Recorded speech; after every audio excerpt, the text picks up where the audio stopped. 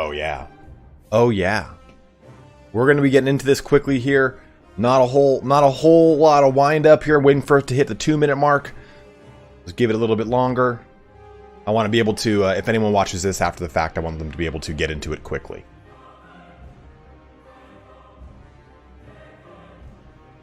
Getting everything set up.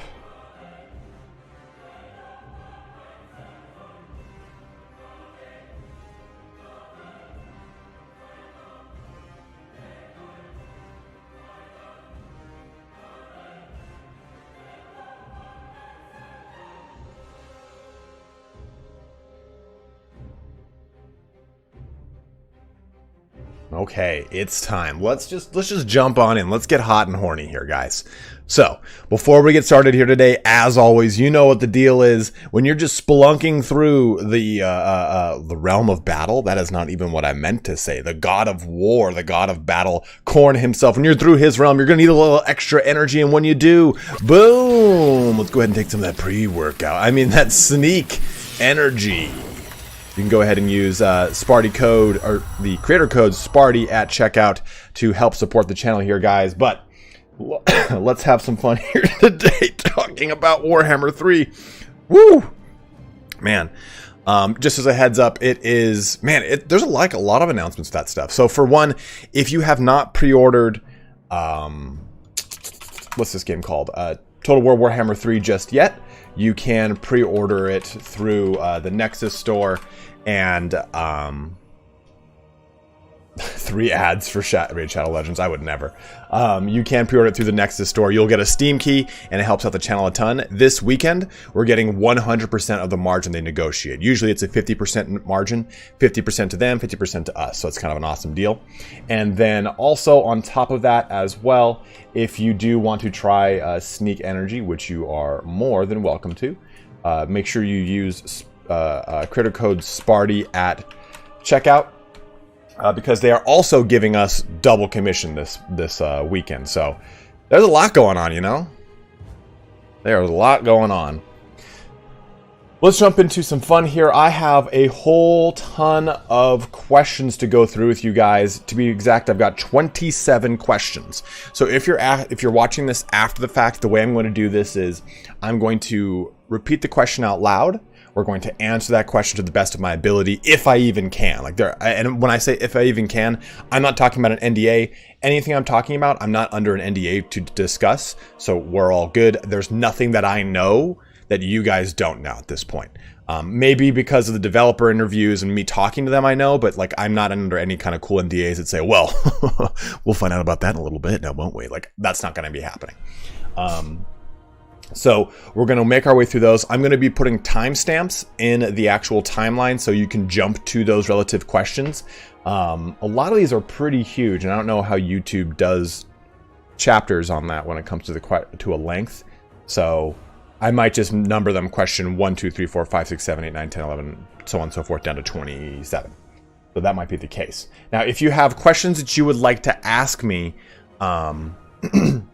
give me just a sec before you, like, if you do want to ask me, mention my name, you know, at Italian Spartacus, and I will be able to see it better. If you just kind of say, like, if you spam the question, I'm just going to block you. So don't do that. Which god am I personally most excited for? Khorne has always been my favorite, but Tzeentch is probably the secondary one.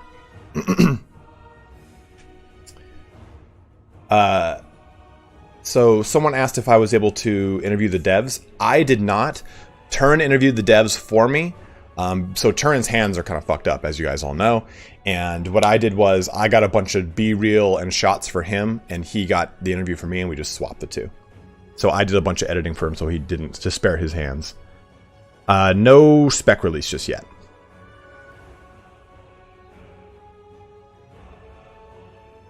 No idea on roster reveals. I don't know. I would. So if we got Khorne and Kislev, the next one would probably be. You know what? They're probably holding Cathay to like damn near the end. Anything about Night in Flames? Loremaster Sotek asked about collector's editions, and they said they don't know because they're just developers. News about optimization. The game itself is optimized a lot better than 2 was at the start, but I don't know. It wasn't on my machine to give you an honest answer on that. No idea on toggleable flying units. I am doing well, Costas. Turin has got really bad arthritis and whatnot in his hands. He's had surgery on his right one. He's getting surgery on his left one later. How am I feeling about Warhammer 3 from what I've played so far? It's fucking awesome. I cannot wait. I think a lot of people have been unfairly judging the game. So here's what I'll say about that before we dive into this mega amount of questions here. Hold on, but first, before I do that, I'm going to take a drink of Sneak.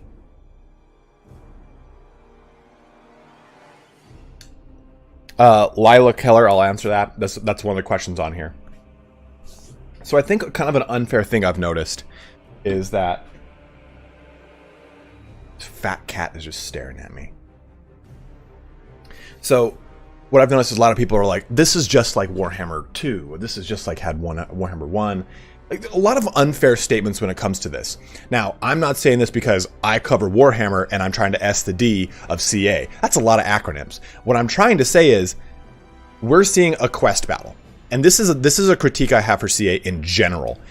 The quest battle for Game 2, it was okay. It was cool. The press thing for Three Kingdoms, not excellent. The press thing for Troy, not its best foot forward. So my critique to CA on that would be, if you are going to do these press releases and stuff like that, rather than showing something that is kind of a rare, nuanced portion of the campaign that doesn't really occur very often, or it's at a pivotal point, either make that abundantly clear, or just show something that is like smaller and more manageable for the development team. Like, think of this is a pandemic. Like, this is also in the UK where they haven't been in the office. I know the dev team has been in the office, or a certain percentage of them have, so they've had a little bit more hands-on time in more recent months, but I would have been just fine if this was an open field battle, you know, like, just been drinking my own pee. Just give me something really small, really manageable. Give me a couple units. Give me a little bit of that, like, just the tip, and then I can be stoked on that. I feel like while survival mode is really sick, I personally really enjoy it. A lot of people don't. But I fucking love it because I understand, because I asked the developer the question and they said back to me, yes, this is a rare occasion or a very pivotal point in the campaign. So I know that the way that they kind of talked about it was, man, imagine it's 3 a.m. and you get into a pivotal point in the campaign and it's a field battle. And you're like, oh, okay, that's a great point. Like, okay, up the ante here, make this pivotal point in the campaign actually be, have a little bit more to it. Like, it's a 40-minute battle or so. The whole time I was strapped. Like, it was not as easy as I thought it would be. I was like, okay, it's a press event. I'll breeze through this. Nah, dog. It was not the case. So I think that it is a cool thing to show off, right? You're showing off this really cool big ass battle, but maybe do that at press release number 2. I think that this might have been a little too much, a little too many moving parts. So I think that, okay, no sync animations, things that make Warhammer so awesome to watch as a spectator, kind of make it a little bit harder for A, the development team to actually pull off succinctly, and B, it makes the press, which, I mean, I'm just a content creator. I'm just a YouTuber. I'm not the press, and the press as a whole is not in touch with the community in any way, shape, or form, really. So I think it's harder even for them to make a concise judgment on the game because they don't really know what the hell is going on. I do not, huge. A lot of core gameplay improvements, Jason. Yes. Hold on one sec. No sync animations.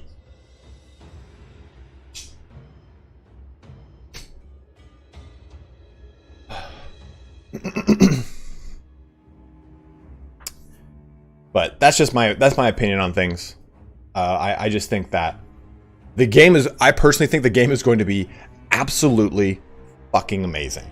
And I'm not even trying to overhype it. Like, just what I've seen and what they've said, it just looks amazing.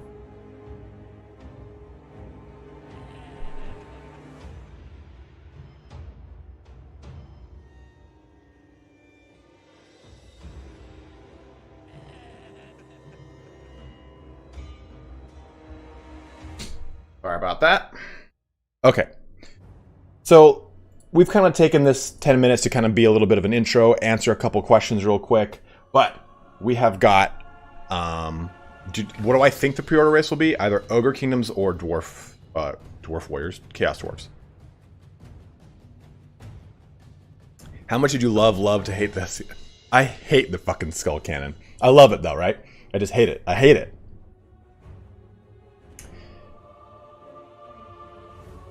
Mighty Mediocre, it didn't for me personally. Mighty Mediocre asks, don't know if it has been asked, but did the reviewer difficulty kind of dampen the coolness of it? Balance seemed very weird.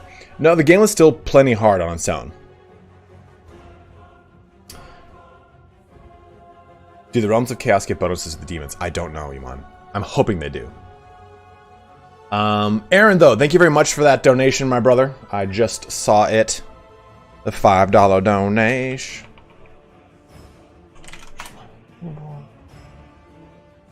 Okay, so we have a ton of questions to roll through. Let's start putting a dent into these. So when while I'm answering those questions, any questions you guys ask in chat, I will unfortunately not be answering, just because I want to focus on knocking some of these out. I will take breaks and we'll take questions from the chat, but I just kind of want to be respectful to anyone who's watching after the fact and doesn't want to sit through me answering every single question they can't see. And anyone who, again, watching after the fact, I'm going to repeat the questions to answer them. Yes, as I say that, Nikki Z asked, is there a reason why the corn roster was so weak? Yes, it was watered down for the actual... Thank you for the donation. It was watered down for the actual, what's it called? For the press event. Stone Mountain 778, thank you very much, man. $5 donation from you, dude. Okay, so let's go through some of these questions. If you have any in chat, please just hold on to them for a little bit, and let's answer some of these because it might answer the question you've got. So let's go ahead and go through here. So the first one I'm looking at here is, and I'm going to get a timestamp here, so for these and for people that want to see after the fact. Will the survival battle become playable for everybody later down the line? Now, I don't know what you mean by everybody. I'm assuming you mean every race. The survival battles, what they told us are, again, rare points in the campaign that are trying to up the ante of the narrative, or maybe it's a specific kind of quote-unquote boss battle, if you want to think of it that way. Now, what we saw in that survival battle was unique to Kislev. The towers will all change their ammunition, what they shoot, how they look, according to the race. In addition to that, the barricades and towers will change their aesthetic based off of which Chaos Realm you're in. So, and I'm using a hypothetical here. They didn't use this hypothetical on me. If you're in Tzeentch's realm, different barricades will pop up and different towers, if I remember the interview correct. In addition to, survival battles will be usable outside of the campaign as custom battles. They're thinking about possibly adding them as a quick battle format so you can queue to do survival battles. But most importantly, you can do co-op survival battles, which is really, really cool. So I'm not sure what scope that includes with co-op, if you can be the enemy and the defender and you can fight against each other. I assume you can do that if you're doing a quick battle version of it, right? If you're queuing up. But survival battles are going to have, and here's why survival battles are exciting. There's going to be obviously some modability attached to them, so we can probably see some really cool stuff come out of that. I don't know what, but it could be really awesome. So that is our first question there with the survival battles. Second question here, we're at 15:42. In your opinion, if you finish the battle, should you have the full army at the end, or only the characters and a few units at minimal health, like 1 or 5? I don't know. This is relegated to the survival battle.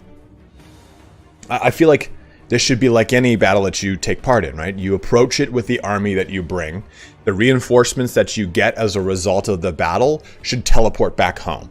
I feel like that's the point of them, right? They're teleporting in from home base to help to leave through the same gate in which they came. And we don't know the pretense in which you approach these survival battles. Is it like a quest battle where you teleport to it? Do you approach a gate in the mortal plane, as it were, and does that immediately send you into the battle at the Brass Citadel? Or do you traverse the realm of chaos, going through the Blood God's realm to the Brass Citadel? We don't know. And until we know that, it's hard to answer that question properly, because, in my opinion, it should just be like a normal battle, right? Whatever troops you arrive with, you leave with, and at the health that they have. If you lose some, you lose some. Just like if a quest battle, you get joined by other portions to help you out, or you're given units, you don't ever usually keep those units. You usually just kind of go away with the end of the battle. Moving on to our next question here. Did you enjoy Kislev's playstyle and did it feel unique? Oh yeah. I think the two races I'm most excited for with Warhammer 3 are Kislev and Chaos Dwarfs. And that is like sacrilege, right? Like, I'm a high elf player. I hate dwarfs. Well, like, thematically I hate dwarfs. Actually, the more I think about it, I just don't really like dwarfs that much, to be totally honest. But Chaos Dwarfs are different, right? Babylonian, Assyrian dwarfs, they're badass. And on top of it, what I like about Chaos Dwarfs is it would bring so much flavor to a otherwise pretty one-dimensional faction. Chaos Dwarfs are going to have really cool, awesome siege engines, right? Because we know that from the Tamarkon book. They're going to have really awesome, monstrous units, right? We see that with like they're not Centaurs, bull gores. I can't remember the name off the top of my head. They're Taurus. We get all sorts of crazy cool creatures. We also get their own lore of magic, in addition to other lores of magic they can tap into, like lore of fire.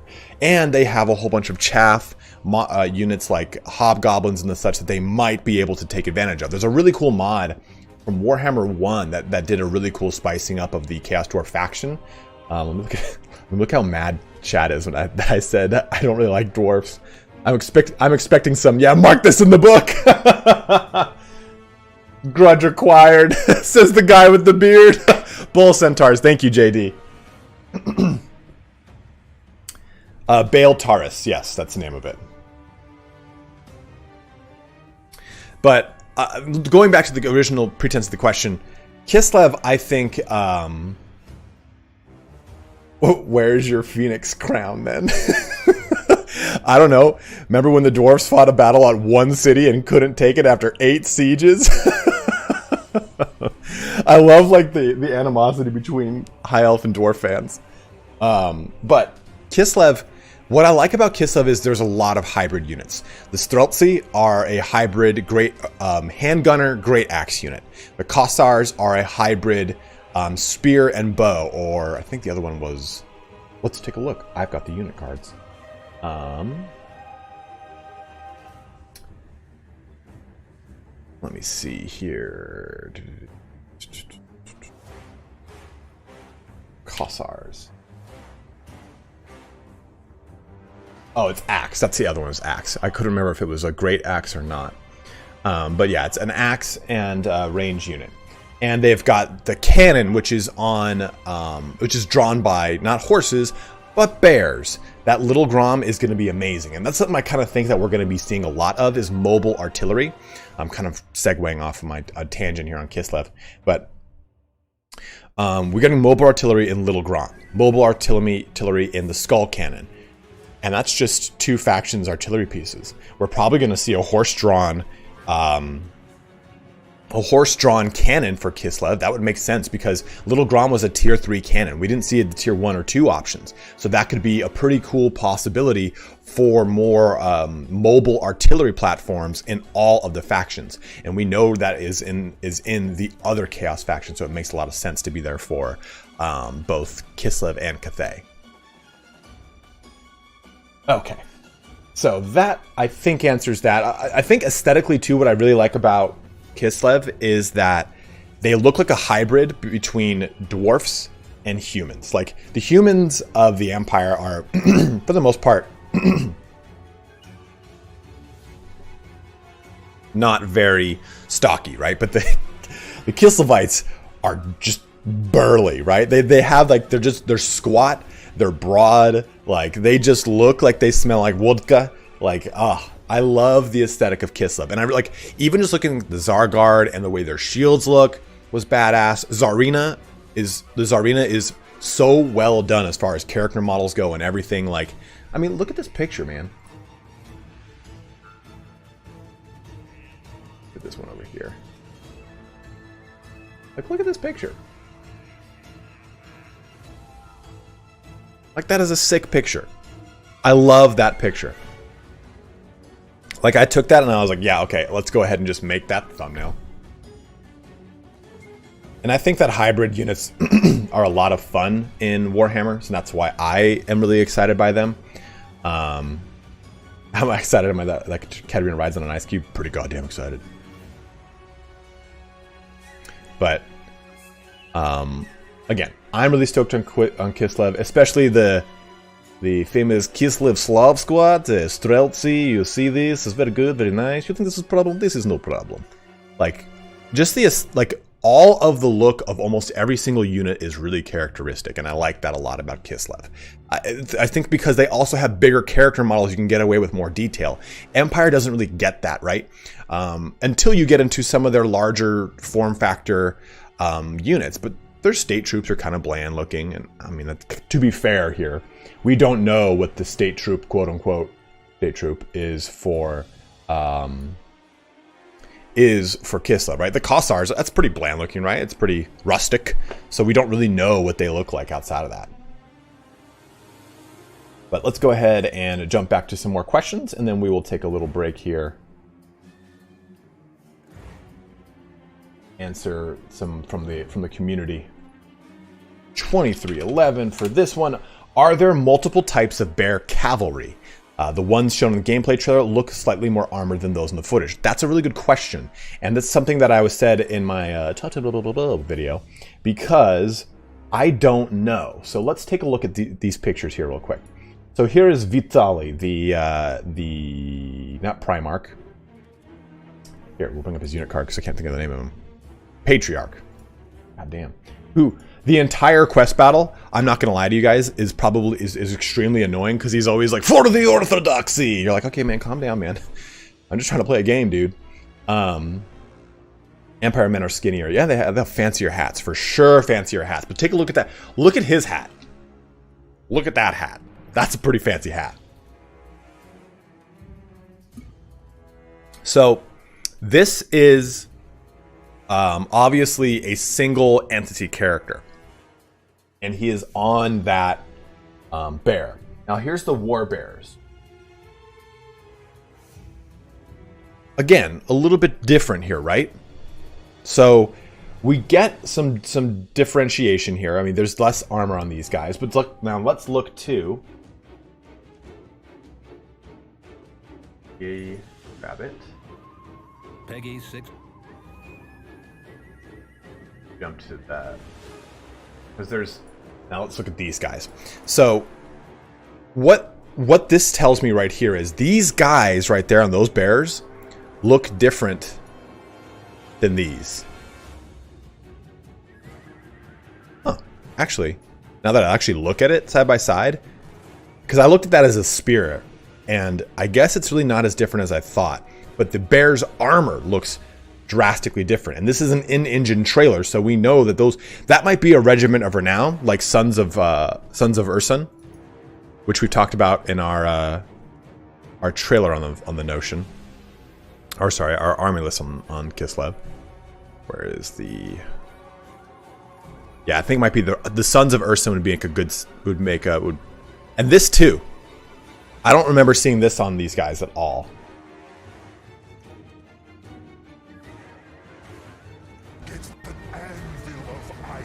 Yeah, I would say that this is probably the Bear Cav Regiment of Renown, if anything. And maybe that's the same thing with the Griffin Legion. I don't remember them having glowing, awesome ice runes on them. Let's take a look at the... I've got all these unit cards. Griffin Legion unit card. Well, I guess they just made them look... I mean, it's kind of unfair because I'm sitting here in this glowing red realm, that it's kind of hard to see if these things do glow. Maybe they do on the actual battle maps, and it's washed out because, dude, look at that awesome backdrop right there. It's just washed out here. In fact, actually, here's a cool little bit about the Realm of Chaos itself that is particularly cool. I didn't really show off in any of the videos yet. So let me see if I can get to the part. And I talked about this, and so did Great Book of Grudges, how this is the symbol for the lore of ice. So it kind of tells me that we might possibly get Boris Ursus, because no one has the symbol for the Bear of Kislev that we've seen yet. So that's exciting. Let me see if I can find it here real quick. There's... Okay, yeah. This is me fucking off. Okay. Just press play. So, like, look how awesome. Like, this is just the side of the map. That's all this is. Like, I love that. It's kind of going really well with the music right now. And I don't... you can't really... you can't really tell very well. Excuse me. But there's a point that something happens right here. Let's see if it... I don't know if it's this point. But like, look how sick this looks.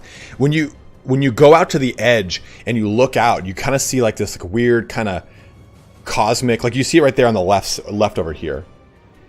It's like this weird like kind of cosmic red flare-ish looking stuff. Okay, but I did not know what happens when I was watching this. Like okay, I'll get a really cool B shot or a little B reel here, kind of panning up the brass citadel. This is cool.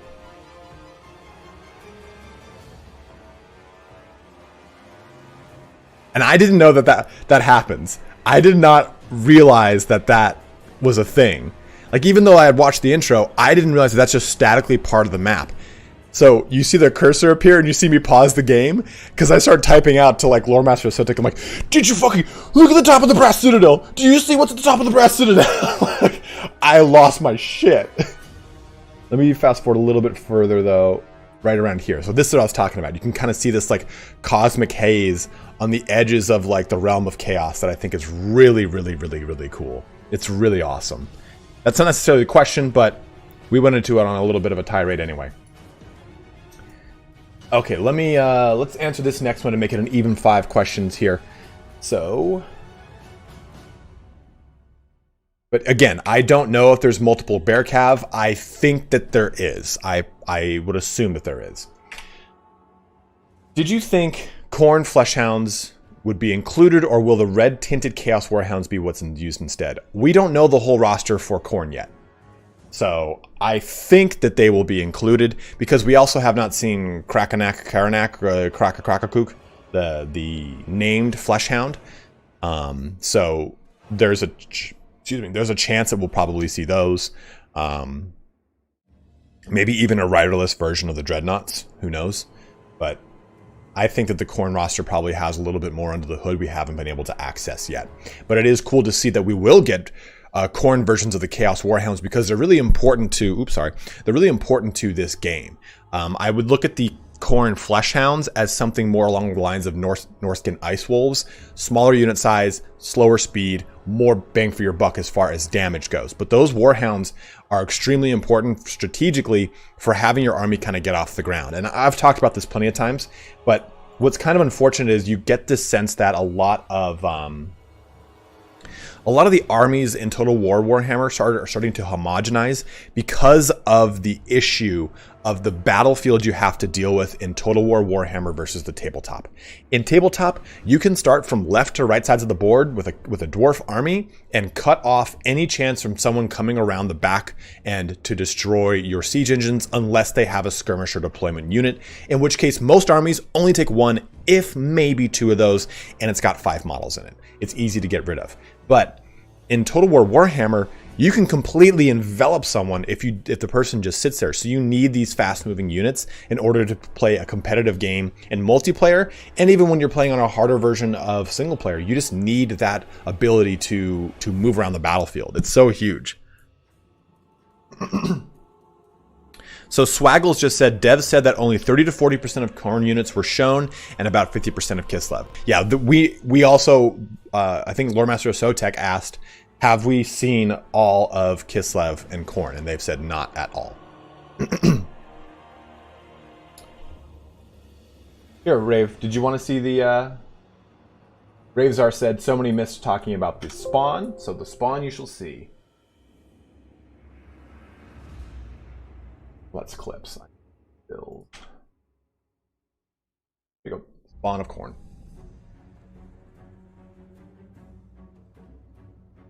Okay, so let's take a little break here from the questions that were asked, and let's go ahead and answer from you guys, the audience. I'm actually going to add another one above, and that's what timestamp is this? Audience questions at 32 minutes in. Okay, go ahead, guys. Fire away. Again, make sure you mention me in the question, and I'll be able to answer it as best I can. Did they fix the Chaos Ponies? What was wrong with them? What do you think about Cody Bond's latest video about the reveal? It's fucking hilarious. Or are you talking about his newest one? I haven't watched his newest one. I know he does not... I know he is critiquing Warhammer 3, and that's fine. Dude, Cody and I talk all the time, and he is a great dude, and he is hilarious. My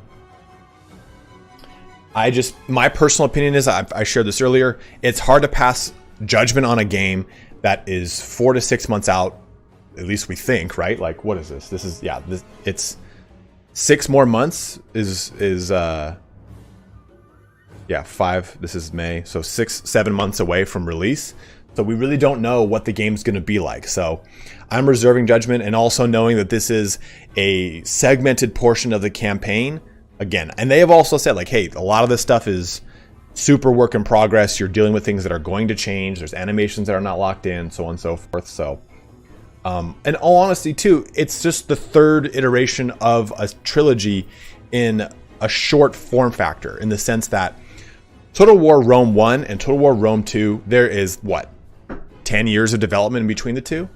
And Total War Warhammer 1 to Total War Warhammer 3, I expect to not be an entirely different game. I expect it to improve upon its existing formula, which works. 1 is not as good as 2, in my personal opinion. I think 2 is a stronger, better game. It almost has that Heroes of Might and Magic kind of vibe to it when I play. There's more to do, there's more to explore. The Vortex campaign is rough, I'm not going to lie there. The Vortex campaign ain't too awesome. It gets really boring pretty quick. And they noticed that. That's why every DLC is not the Vortex campaign. So they've pivoted. So Warhammer 3, until we get what the elements of the campaign look like, I can't make a statement like Warhammer 3 is Warhammer 1 3.0. I feel like that's a little unfair. That's a personal opinion. And I've shared that with him. I share a Discord with him, Surreal Beliefs, H4 Havoc, Party Elite, and he knows my opinion, and he knows I both love him and respect everything he does. Based on the trailer, do you think your own army can be corrupted and change sides? That's a good question, Vito. I don't know. I don't think so. We've never seen anything like that. But I mean, if they wanted to make Chaos really good and really like schemy, they would have something like that where you can rather, if Tzeentch had an ability like a right where you could corrupt a populace, or maybe that's Tzeentch's like faction mechanic. It builds corruption to a point where you can just completely take over a city without ever having to fight it. That would be so sick. Pyro says, this is something more personal, but shouldn't they change the spears and maybe the halberds so those units look better, and it is faithful to the miniatures and drawings? I don't know what you mean, unfortunately, man. If you can clarify that, I can help out. Of course, Rave. Happy to help, dude. Any improvements to the battle AI? Jay, I couldn't tell you yet. There's a point in this actual fight where there's 2 causeways, and you can build barricades in front of those causeways. If you build a barricade here, they're on a set rail. So if you build a barricade here, they'll just coagulate here rather than going around to the open causeway.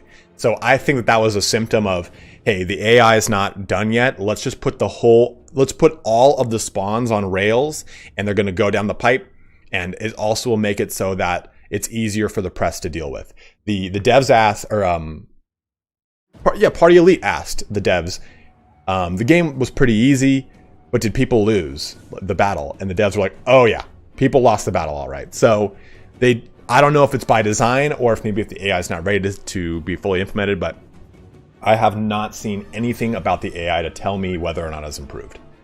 Because it seemed very on the rails.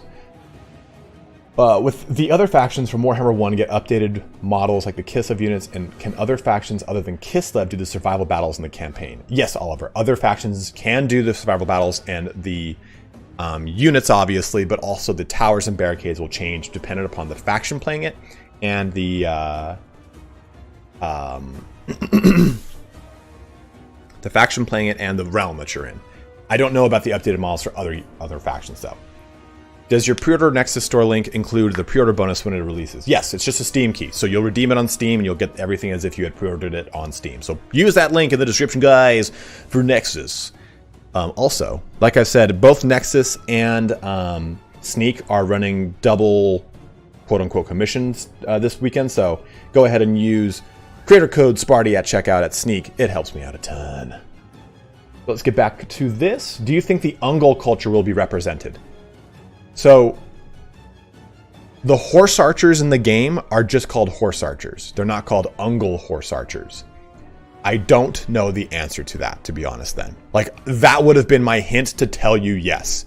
Since I don't know enough about the roster, we have only seen half the roster, and I would assume the chaff units for Kislev are going to pull from the Ungol side of it. So until we see those more fast attack Ungol units, I couldn't give you a serious answer, but I would hope so, Rat. I would hope so. Did CA ask you guys for direct feedback and any suggestions after? Yes, Swaggles, they did. Any new... Ooh, shit, that jumped down. Man. Oh, man, you guys asked a lot of questions.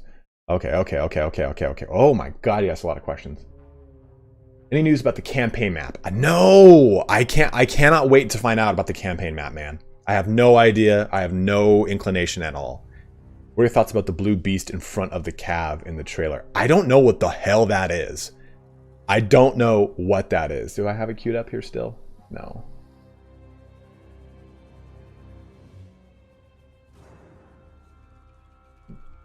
Things I'm gonna wade through. The blue beast in question is right there. This guy on the right, that dude over there. I don't know what the hell it is.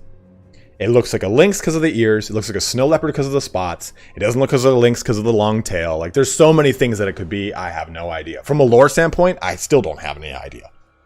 What are your thoughts about the... So I got that one. Well, we see an ability named Flying. Flying now is an ability right now that you can toggle on and off. I don't know, unfortunately, Barack. Hopefully we know soon. I would love for it to be toggleable. Death, I don't know all of the feedback provided by everyone. Is there any news about weather effects on the magic unit, etc.? Do you think it will be implemented? I do not know, unfortunately, Barack. I think...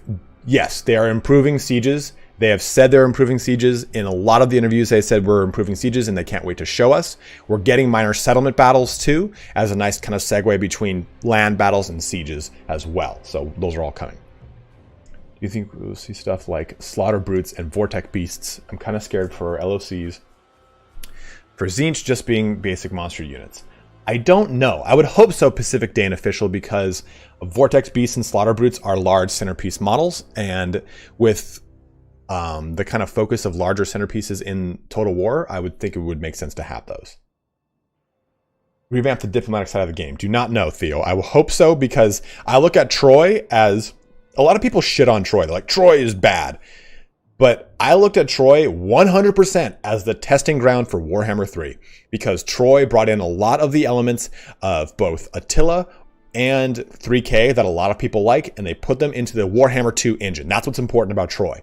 So I think that there's tons to be gleaned from playing Troy and trying to go, well, this could be really good in a Warhammer 3 sense, so on and so forth. Like, the diplomatic system that entered from 3K into Troy makes easy transition from Troy into Warhammer 3. You have to think of a lot of this stuff from a development budgemental standpoint.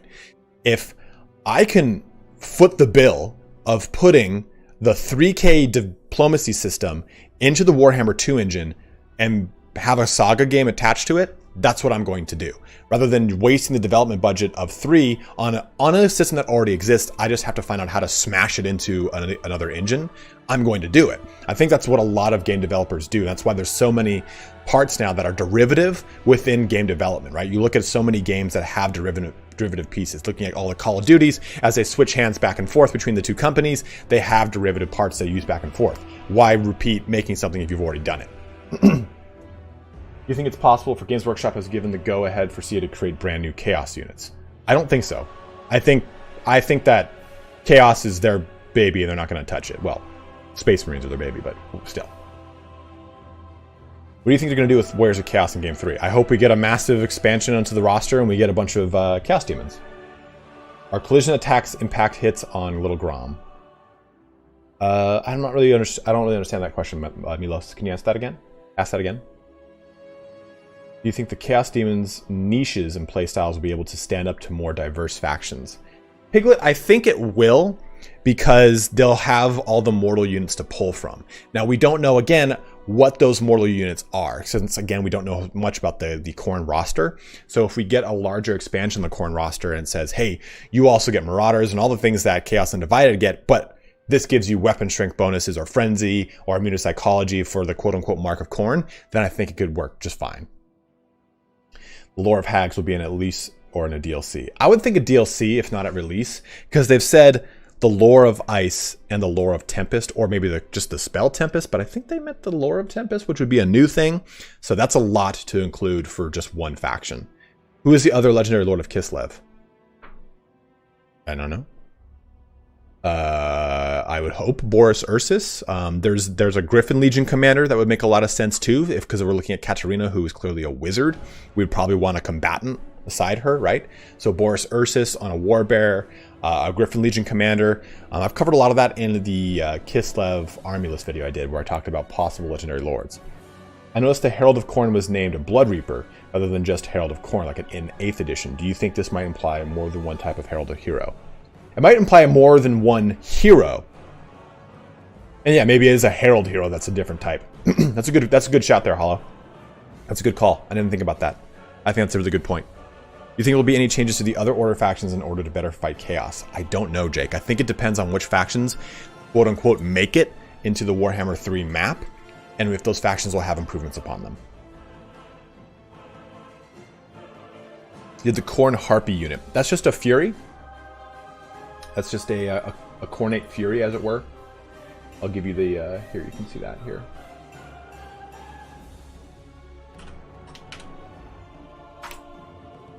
There you go. There's the unit card for the Chaos Furies. They're around here somewhere. They just look like red Furies. Did they hint at when we will get more game reveals for Warhammer 3? No. Now, I was actually thinking about that myself. Because I'm like, okay, when are we going to find out more? And they were like, whoa, soon. I'm like, fuck you, soon. When is soon? You've given me a hit. Now you got to give me the whole drug. That's how a drug dealer works. But I hope we're going to start to get more marketing releases soon. But we still have one more Warhammer 2 DLC to come out. So CA typically does things in month blocks, right? Last month was all Total War Rome 1 remastered. So I think this next month might be Warhammer 2. Or it might be another set of marketing releases for Warhammer 3, or it's something else we don't know about yet. But I don't know, unfortunately. Do you think we will get Age of Sigmar models? Yes. I think we're already on the track of getting Age of Sigmar models. This is like the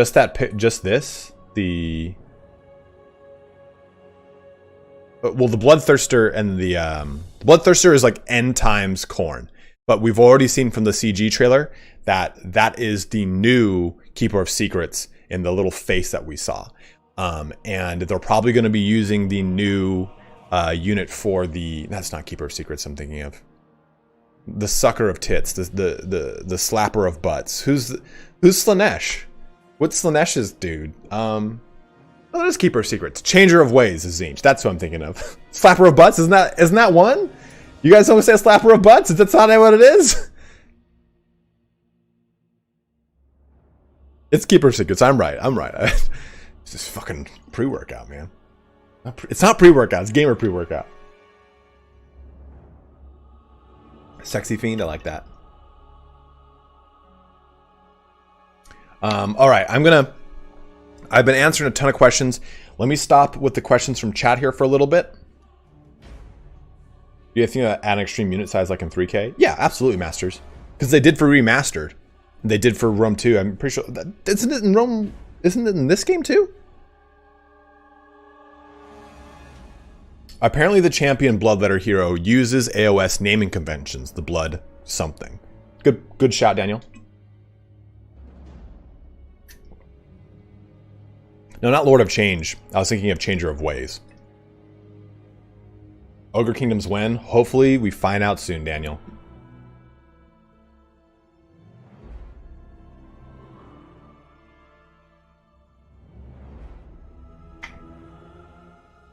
Hopefully soon, Bruce. When do I think Nagash will come out?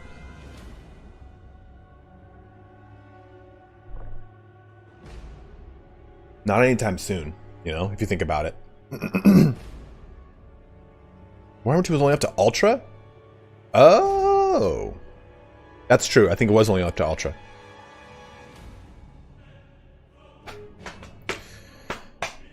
Okay, let's jump back into some more of these questions here in the spreadsheet.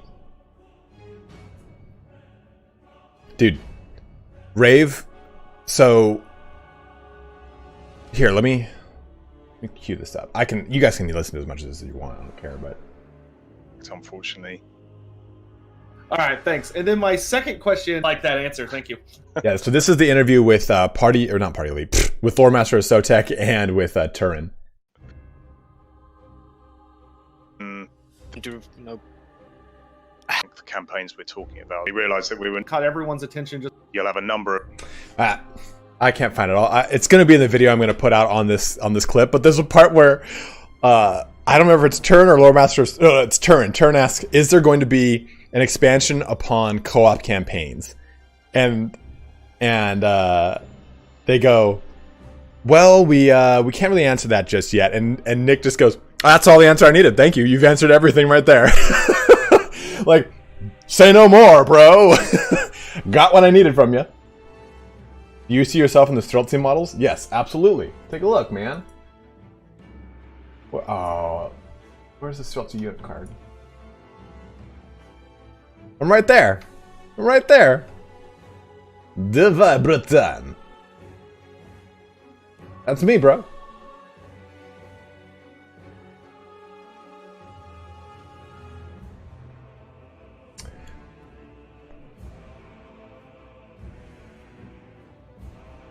So when you guys play, I'm there right beside you.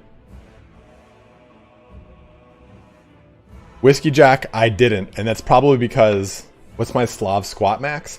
So I compete in Olympic weightlifting 6 Sensi, so I only squat ass to grass, and my max is 180 kilos.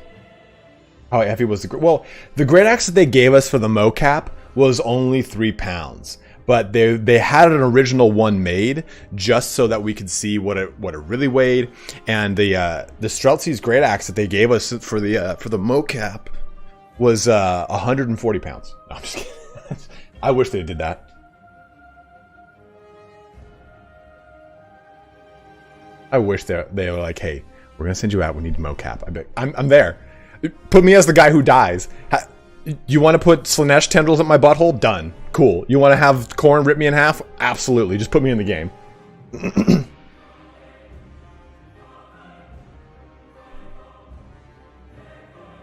Okay, so let's jump back into some of these questions after I've said Slanesh tendrils in my butthole. 50. 22. All right, so let's jump back in. I'm going to be not looking at chat while I answer some of these questions, but we will come back to more of you guys. Don't worry about it. Do you think... so the question is wave defense mode thing. Do you think that CA will implement a mode similar to the one showcased, but opposite, as in Chaos being the defenders and another faction being the aggressor? I actually don't know. So if you were able to play mono gods, which it sounds like we're going to be able to, will we be able to assault another god's realm, right? If, let's say I'm playing Khorne, can I go assault the Changer of Secrets, the Keeper of Secrets, or the Changer of Ways, right? Slanesh or Tzeentch or Nurgle. So I think that's a very good and valid question, and it just depends on how survival mode is. The way that the mod or the devs talked about it was that it was from the scope of, if it's another Order faction like Cathay attacking the Chaos God's realm, then it's got different towers that have different ammunition that is, based upon Cathay. So I don't know if we'll be seeing that as Khorne or as Tzeentch fighting as, say, Nurgle or Slanesh. That's a really interesting question, and one we probably should have asked. But good question there. Don't really know an answer, unfortunately, for you. So here's a lore question. Is there a reason for the Kislev and Khorne rivalry lore-wise, or is it just a pairing made by CA? So there actually is a couple precedences of this happening, quote-unquote, in the lore, but it's not so much of it's not as dire or tried and true as, say, like the High Elves and the Dwarfs, or the High Elves and the Dark Elves. There's not like a grudge that exists between them, right? When you think of matchups between like Empire and Chaos, that happens a lot. But I think it was really the point of this was to have contrasting, blood and ice, fire and ice, that kind of thing, or the kind of contrast from the two sides. Kislev is this bastion against the Chaos Waste, the hordes of chaos. They're the first line of defense for the realms of order. And Khorne is known as this rampaging, blood for the blood god, skulls for the skull throne faction of chaos, right? No one kind of matches that level of ferocity within the pantheon. And I think that was the point there, right? Like, take the unmoving, unbreakable bastion of Kislev against the rampaging, destructive horde of Khorne.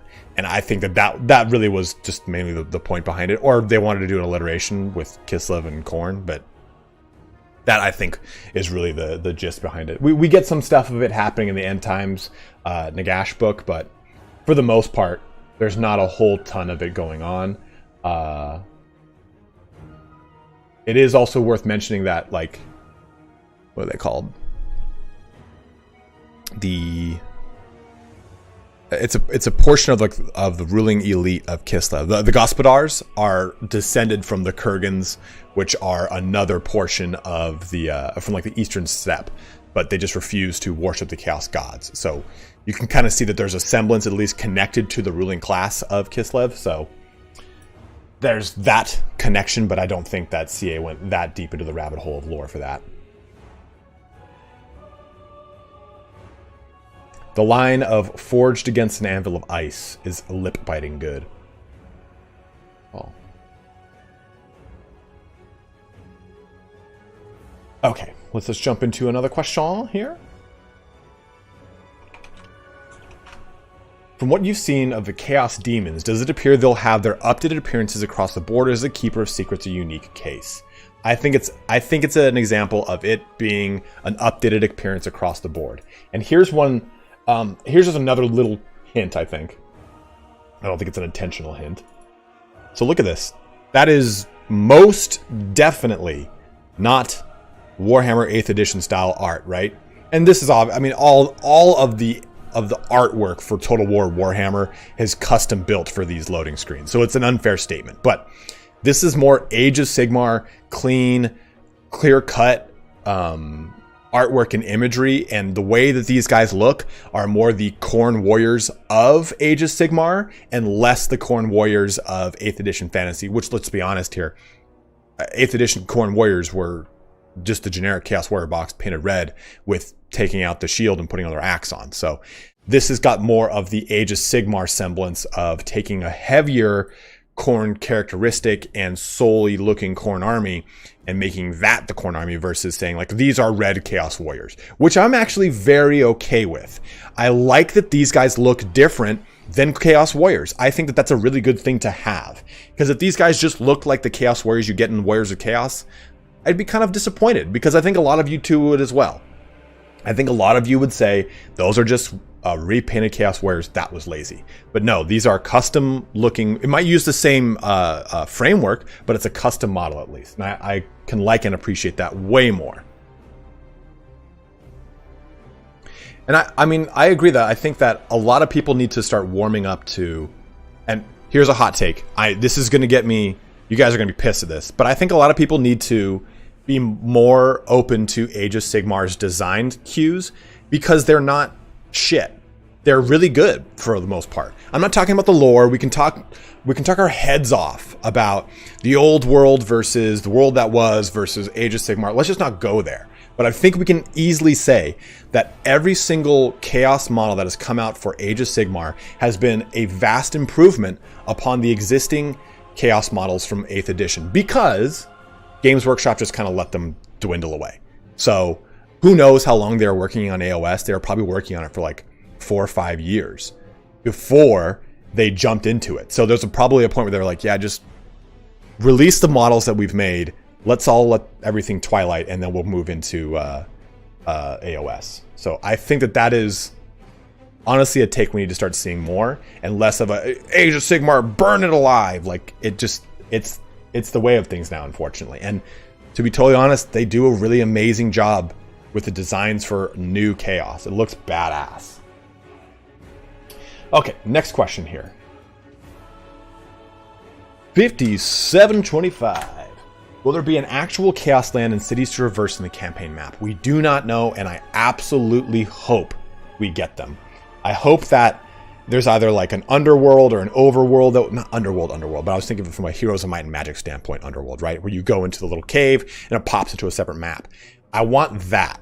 I want, or maybe something that I've said in one of my speculation videos, all 9,000 of them, is that I would love it for, okay, you go into the realm of chaos and you're in the realm of chaos and you can exit a portal of the realm of chaos and it puts you in a place in the mortal realms that you just don't know where it's going to be. So you traverse, you pop out, boom, there it is. And it's not random every time. It's like, okay, that's the point. So rather than you saying, okay, I'm going to exit this, maybe it gives you a general idea, like this will lead you to the lands of Cathay, and it just puts you in the lands of Cathay. Because we get so many times where chaos just kind of appears out of fucking nowhere. So it'd be cool to have that sense of the realm of chaos being a very random kind of realm. That's a good point. Someone said I didn't realize the Chaos Marauder in this picture. Well, bam. It's a good call right there. 5845 for this next one. What are your thoughts on the new UI of the game? I actually love the new UI. So let's go ahead and take a look at that. Pop up one of these stills again. Go back to, I mean, I use this one for the video, so we'll use this one too. Actually, no. Let's look at our elemental bro. So here's what I like about this, and there are some elements of this that are only relegated.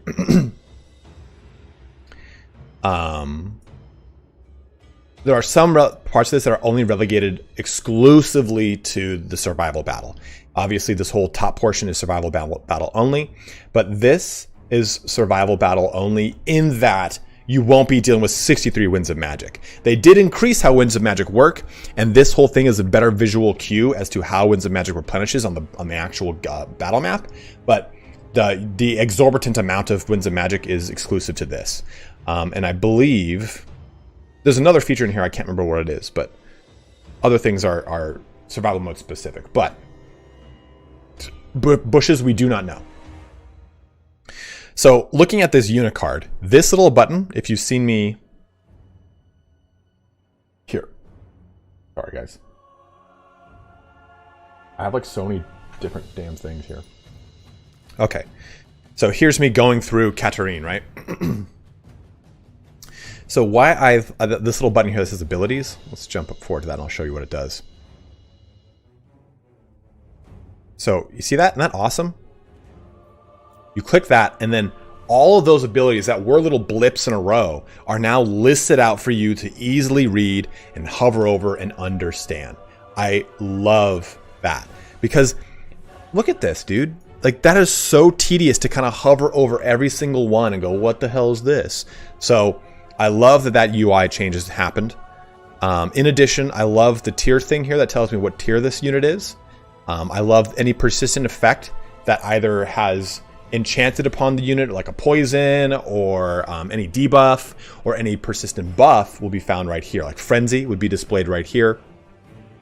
I love that I can see that things are braced by looking at this right here. So there are a lot of really solid UI improvements that aren't huge.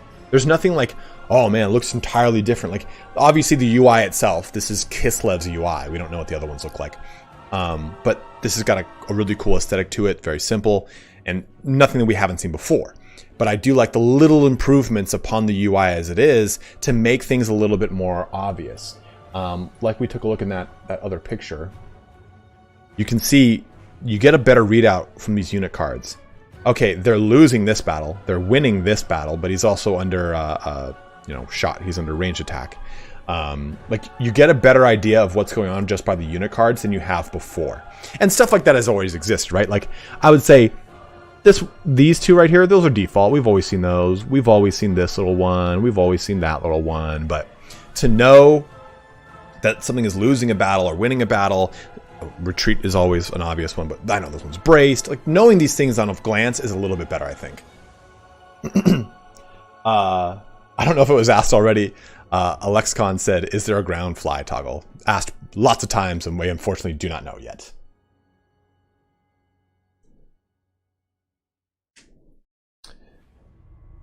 Anthropos said, talk about the bronze to gold unit tier system. They had it in Attila, and it makes me wonder if we'll be able to enable tabletop caps. Anthropos, so if you press this button on the survival map, you can give someone bronze to gold weapons, shields, or armor, and they give you obviously what they would give you bonuses to.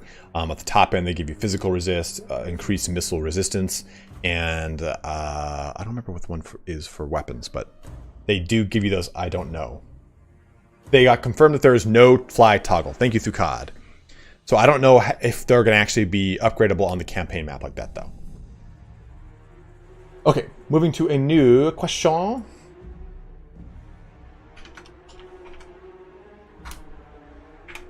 In structural terms, is a survival mode more or less like a horde mode where you survive wave after wave of enemies until you die, or is it something more objective-based with a hue of surviving within a set framework? Once the time runs out and the objectives weren't met, you lose. The latter, not the former. So you're not surviving wave after wave after wave, at least from the survival battle we played in the pretense in which we played it. Maybe there is more. But your goal in this is to achieve an objective. And whenever you complete a wave, no more units spawn except for the ones right here at the very beginning. They'll just keep spawning Warhounds and Furies that go and harass your shit. But other than that, there's no continuous waves. There might be in the full release of the game. This might just been, okay, let's not have continuous waves so people can beat it. They might intend for this to last like an hour or two.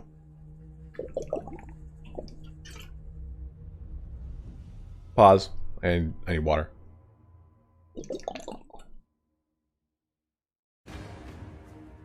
Man, my throat is just getting fucked. All right. That was a quick little one. We'll jump into another one, then we'll jump into... Actually, we'll do 3 more, then we'll jump into the peeps. Okay, so where are we at right now? We are at 1:04:31. Are there going to be any changes to the way Chaos Corruption is handled in the Game 3?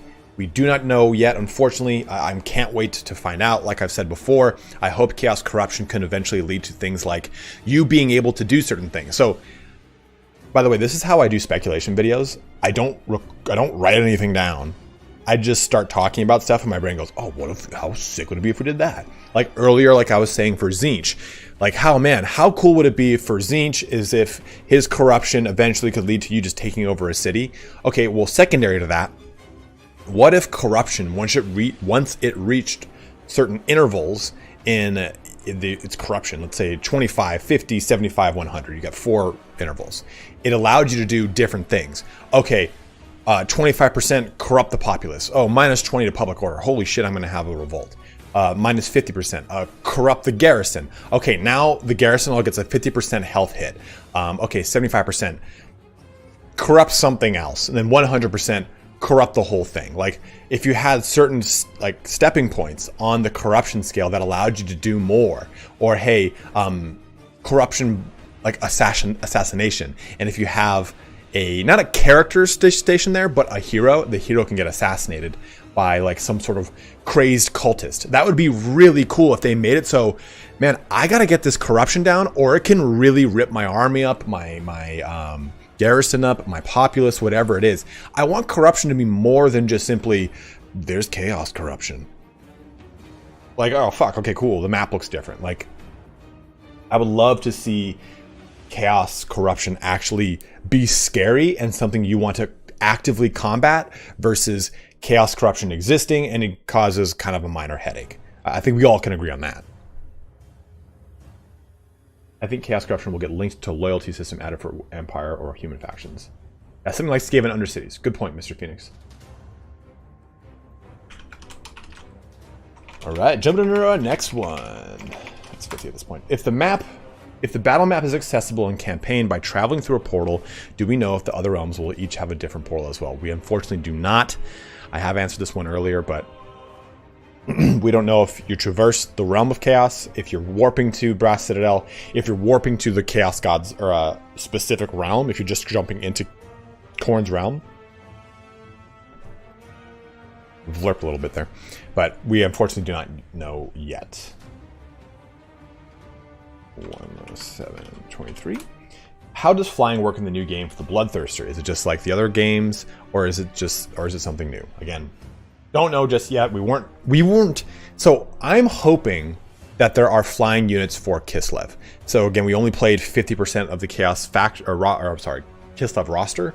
So I'm hoping that there are Hawks of Misha, there's a Frost Fiend, something like that that can fly. There's evidence of these things in the Chaos, or the why do I keep saying Chaos? In the Kislev rosters from Allied Contingent and so on and so forth. So I would like to see, especially the Hawks of Misha. That'd be huge. That would be huge. Let's take a break here from the spread. You know what? No, that was a quick one. We'll just jump all the way to number 20 in the list because there's only 28. Yeah, we'll do that. This is 108.22. And then we can just spend the rest of the time kind of answering you guys' questions. Have CA said that they are going to fix the really bad balancing that Total War Warhammer 2 currently has in campaign. The game is far too easy, even on the harder battle difficulties. As they have said, have they said anything about an option to have unit caps implemented, or nerfing heroes, or making them more expensive as they are far too powerful and level up too quickly? Unfortunately, nothing that we know of. They have said that this is supposed to be a change on the Warhammer 2 formula, in that it's not just going to be a bunch of static land battles and then occasional sieges. That's really all I know, and the best I can really unfortunately answer that. I think that Warhammer 3 is going to face an issue. And here's the biggest issue with Total War Warhammer in general. There has never been a game that has had this many diverse factions that are all characteristically different, right? And existed in one total game. Because I'm assuming, you know how we've got Mortal Realms? My big hypotenuse is that Immortal Realms will be the name of Game 3's Mortal Realms. It's combine everything into one big major map. That is so many races. That's so much balancing. So they're going to face such a challenge in dealing with that, because there's so much going on here. There's so much going on here. So I don't know. I do not know at all. I think the wounds is a really good step forward. That's a pretty significant nerf, but it makes it so that single entities aren't so destructive, even from 100% health to 1% health. They get that massive debuff at I think it's the 50% threshold. So it's a really it's a really good improvement, and helps to kind of mitigate how powerful those hero units were that you were talking about, and it makes those lords a little bit more balanced, I would feel. But I think that honestly, the game is going to be a balancing nightmare until everything is out. I think once Ogre Kingdoms are out and once Chaos Dwarves are out and any other races, if they hope to add them in the future, are out, then they can go, okay, whew, let's take care of this now. This fucking mic is everywhere today. Let's take care of this now. Let's fix it and balance it out. Because I think that no matter what, every time you release anything, rebalance, rebalance, rebalance. Because anytime there's a new faction, it's like stupid strong. Remember when Tomb Kings came out? They were jacked. It's just always something they're going to have to deal with, I'm afraid. 2 donations here. Larry McFart got here at the right time. You just answered my question. Sadly, I'm driving, so I will only be listening. Hopefully, they will add Endless Wave Horde mode. I would like that. I would like a King of the Hill, survive into the last possible moment like you got in Dawn of War. Remember Dawn of War where you could have your heroes? Like, I would love if it was just legendary lords and it was endless waves and you had to try and fight through them. That would be a lot of fun. Thank you for the donation. Will the dual animations be updated like Troy's? Dude, I hope we get duels. Period. Another donation here from Patrick. Blood for the Blood God. Thank you very much, man, for the PLN 10. I don't know what PLN is, actually. But let's jump into another question.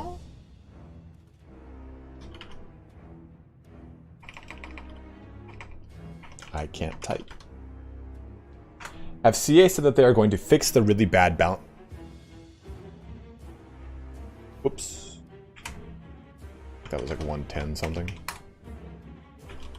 Let's just go ahead and casually move on from that, like I put the right thing down. Is Warhammer 3 planning on optimizing the campaign map GPU usage? Currently around 80 to 90%, 98% usage, and cranks the temps up. Something along the lines of how well Three Kingdoms campaign map runs. My previous statement, I think, holds true to this question here. Play Troy and see how Troy does with their CPU, GPU usage. I would imagine it's going to be a similar level of optimization. I think that one of the most jarring things coming from Warhammer 1 to Warhammer 2 was the optimization issue. Because obviously Warhammer 2 is Warhammer 1, right? It's the same engine. It's had some improvements upon it. And also, if you think about it, some detractions. But the biggest jump is that optimization. Warhammer 1, I don't know if you guys remember, Warhammer 1 at its end was fucking buttery smooth, dude. Like, the game was running so well. I was like cruising at like 90 frames, no issue. I jumped to Warhammer 2 and I'm like, oh man, I'm struggling to get 50 frames, 40 frames. So I really don't think that we'll get a repeat of that, because it was one of the biggest critiques against 2 in the very beginning. And we've seen with Three Kingdoms and we've seen with Troy that they're starting to put out better optimized games from the start. And I think it's because they now have a better idea of how the engine works with the Warhammer framework on top of it. Because remember, it's a modified Rome engine. Yeah, exactly. I mean, Warhammer 1 on release was just booty. It was so rough. So I think it still does. Yeah, Warhammer 1 frames and fog effects overall seem better. Yeah, there were a lot of like lighting effects in Warhammer 1 that were amazing. And Mandalore Gaming put out his review on it. He compared lighting from 1 and 2, and I thought it was just my computer that made like these cards like all like washed out. I was like, oh damn, that's just the way it looks. Shit.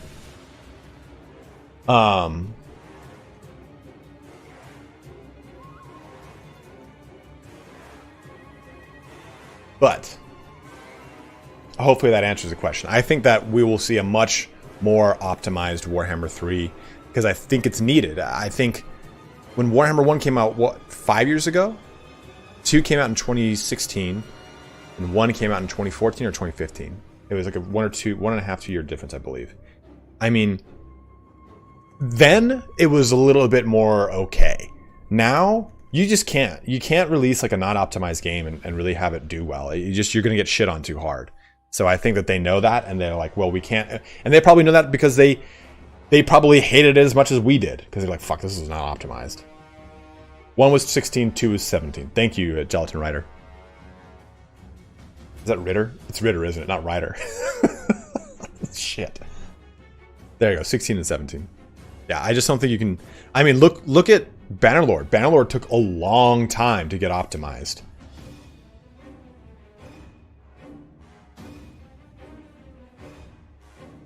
And it's still not completed.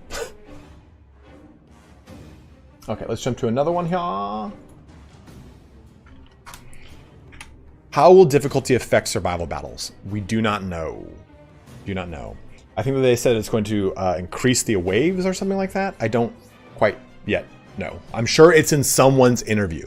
So make sure, guys, as I've said before, I am obviously not the only one covering this. I think we all know that. But Great Book of Grudges put out his interview video. Turn's putting his out. I think Loremaster already put his out. Party Elite's got one. Cody Bonds has one. So make sure you're looking at everyone's content for the people that you do like listening to. Everyone's going to have a different take on a lot of these things, and a lot of people asked different questions at different times. Like, for instance, the survival battle thing. I think I was talking to Indy when we were playing Hunt Showdown, and I was like, yeah, it's it's kind of a one-off. It's only in these portions of the campaign. He goes, how do you know that? And I was like, oh, I asked during our the beginning portion. So it's like everyone's got different bits of information, even though we all played the same game. So it's important to kind of diversify your information in not just Warhammer, but in life. That's an important life lesson. Make sure you get multiple sources. But sock merch, dude, that brown sock thing was so funny. It was so funny. All right, jumping to the next question here. Thank you very much for purchasing Crusader Kings 3 through my store. When will future content be showcased? We do not know, unfortunately. We all hope, fortunately, soon. Will it be worth it? I skipped Warhammer 2 because it really didn't add enough for me to justify the price. Will Warhammer 3 add mechanics to the game to make it substantially different from the first one? Yes. Because 2 did too. I think we all agree on that, right? Yeah, I'm kind of I'm a little bit on a what on that. So let me just get it in chat. Do you feel that Warhammer 2 increased upon the mechanics of Warhammer 1, or there was more content in Warhammer 2 to justify the price tag of the game? Yes or no?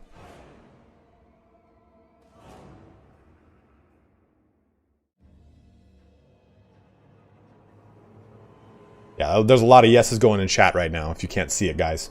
But yeah, Warhammer 2 was incredible. It had almost a 4-year life cycle. That's a long time for a game, and because it had a lot of DLC. Very, very justified in my opinion.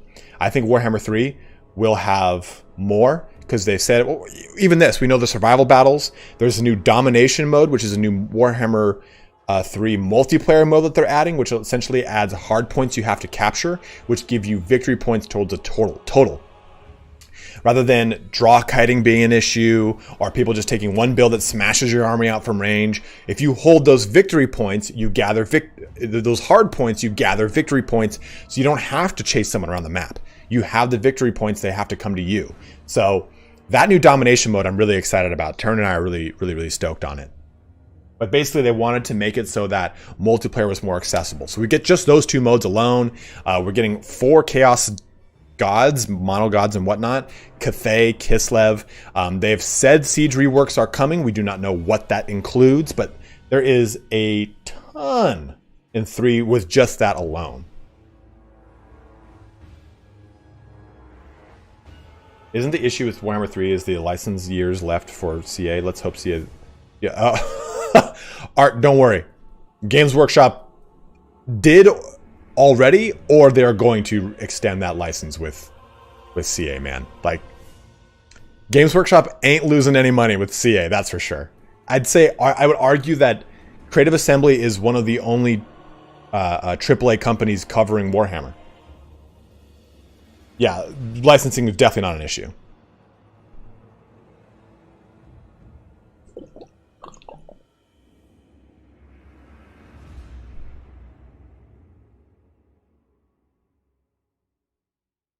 Okay, so let's jump into next question here. Oh, no.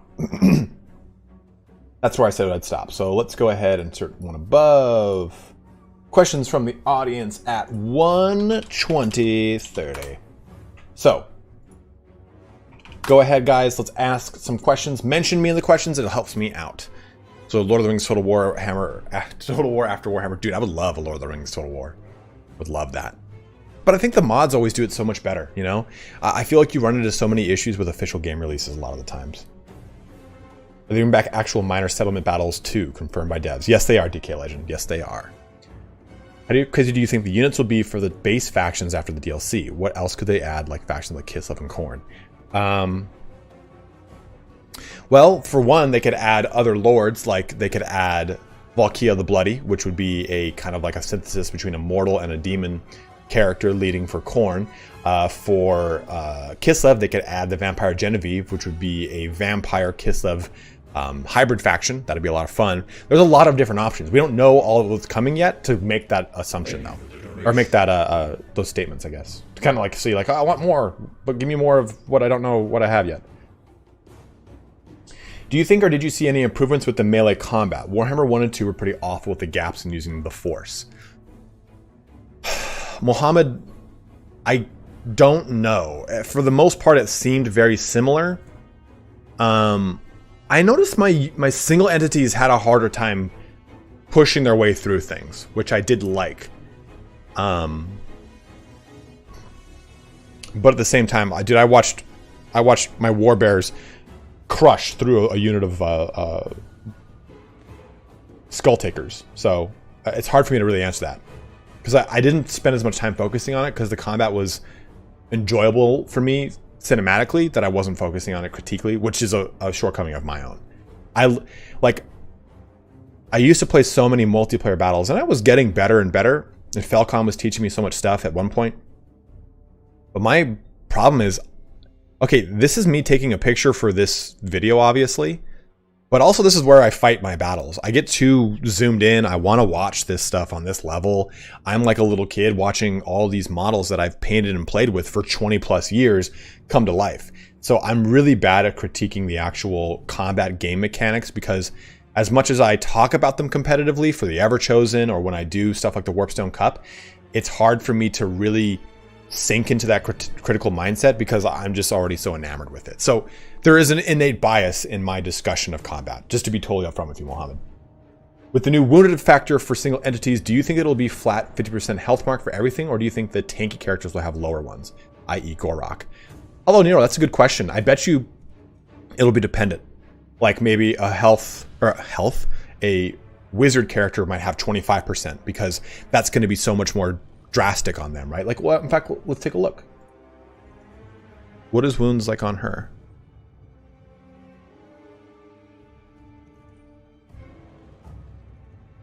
Okay, so wounds for her is hit less than 50% base. So, that's a good question. That's a good question. I would hope it would be a dynamic rather than static, but it might be static to begin with. They'll get community feedback that says it needs to be dynamic, and it'll probably change that way. Being honest with you.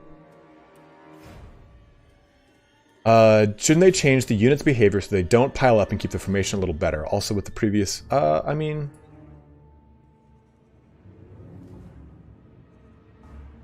No, there we go. I mean, they kind of keep formation pretty well here.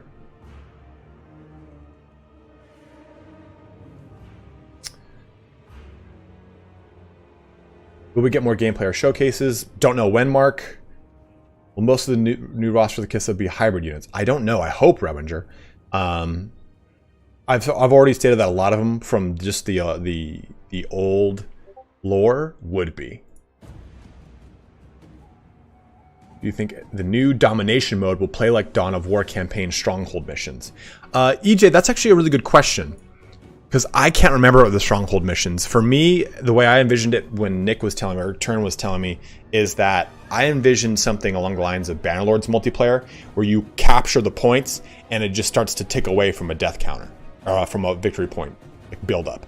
So that's how I envisioned it. So that's how I think it's going to be, but we don't really know much. They said they don't want to tell us a whole ton because A, things are probably set to change, and B, they're going to be showcasing it, quote unquote, sometime soon. Perhaps corrupted armies could act like separatists for factions with the loyalty mechanic. Thoughts? I'd love that. I would love to see corrupted armies. In the commentary video, they mentioned new races as in plural from the east. Do you think you'll really see new races like Koresh with this title? The Draenor, as much as Koresh is kind of like one of my favorites right now, especially talking to like 470 and Bloodraven and their awesome project, I think we're probably more likely to see a Nippon, because I think they would just be like, listen, GW, we got these assets. Look, we got this game called Total War Shogun 2. It's one of our best games. How about we just slam that into Warhammer and slap some leopard pelts on things and make Catmen? Like, I think that they'd be more amendable to that than Ind or Koresh. Ind, by the way, would be really cool just to see the anthropomorphic lion men. What level of diplomacy do you want to see in Warhammer 3? Same one we got in Troy. I just want to see the 3K system put into Warhammer. I don't even think you need to get much more granular than that. How likely do you think Lord of the Rings Total War is compared to Warhammer 40K? Well, I know that Lord of the Rings could get secured through Games Workshop. They could say, well, I got a guy. But I think 40K is a higher possibility because it's a 1-to-1, right? They don't have to try to negotiate again. Games Workshop would just be like, okay, well, you did so well with fantasy. Here's 40K. Don't fuck with it. Like, any hint at possible Beastman rework? Nothing on our end, Lupa, unfortunately. If you're getting Chaos Dwarves and Ogres, and one is going to be the buy-in bonus, what other races exist to make race packs of? Will we only be getting one after release? I don't know, Adam. I have a whole video on this. And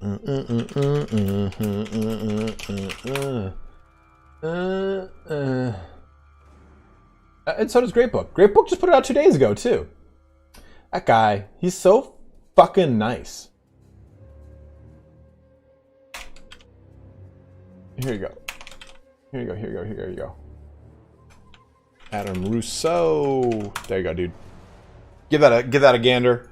But basically, to give you an idea of what I go over in this, there's Nippon, Ind, Koresh, Hobgoblin Khanate, which is in the most recent release from Warhammer Community. They just talked about the new map for the old world that shows Kislev, and they've got the Hobgoblin Khanate highlighted. Albion, Amazons, Middenheim, Dogs of War and or Southern Realms, Halflings, Tor Elthis, which is the High Elves on the furthest colony away from Ulthuan, the Kurgan and or Hung, Norse Dwarves of Krokadrak, and then the dreaded Fishmen. Cody Bond's here? Where is he? Let me see his face. Are you here, Cody? No, you're not. Let me just say Cody Bonds in all caps. I thought he was here.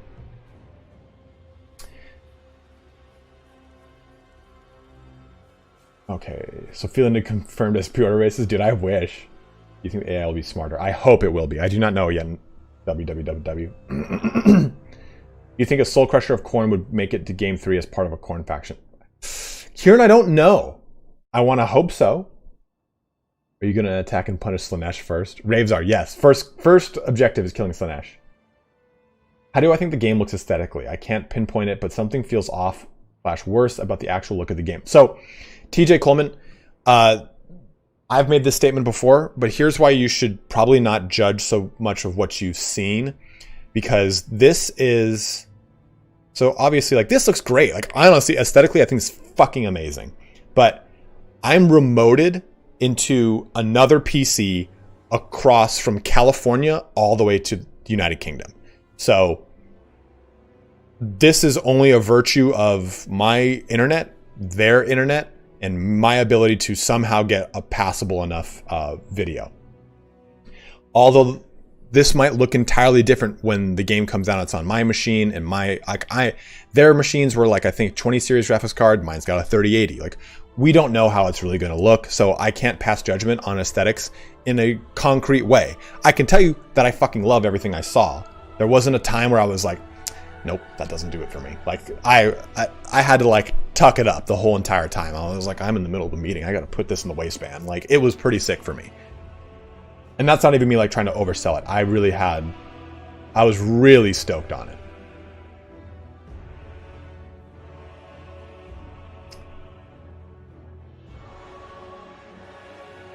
Another Cyberpunk sales pitch? Don't even with that shit, man. Don't even. I've been covering this shit for like 3-4 years. They could have just shown me a Kislev shield and would have had a hard boner. Don't even start with that. This isn't Cyberpunk. No news in the last Total War Warhammer 2 DLC, right? No, unfortunately not Crispy Crisps. It sees instantaneously. How is this magic possible? It's this highway, Whiskey Jack. This information superhighway.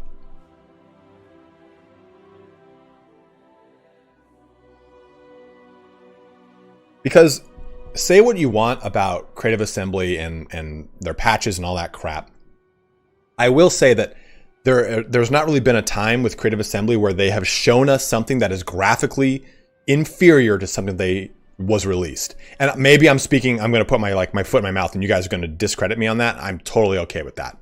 But I don't remember Warhammer 1, 2, now 3, Troy, or 3K being shown a gameplay and then playing it and going, what the fuck is this? Like, that was grossly evident in like Amazing Spider-Man and in Cyberpunk, right? We got a game that was different than what we saw.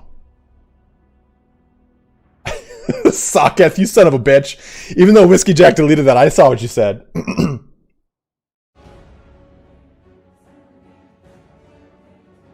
we expect any new info from more about Warhammer 3? I don't know, Yadrian. I liked Rome 2 when it came out. I didn't realize there was so many issues. It did happen with Rome 2? Okay. See, I couldn't remember that because Rome 2 worked fine enough for me. I didn't encounter any issues. But like, I seem to be freakishly not good at dodging, but I don't really ever encounter very many of the bugs that have broken a lot of people's games. Like Bannerlord is a really good example. I'll cover those patch notes and I'll be like, yeah, everything looks great.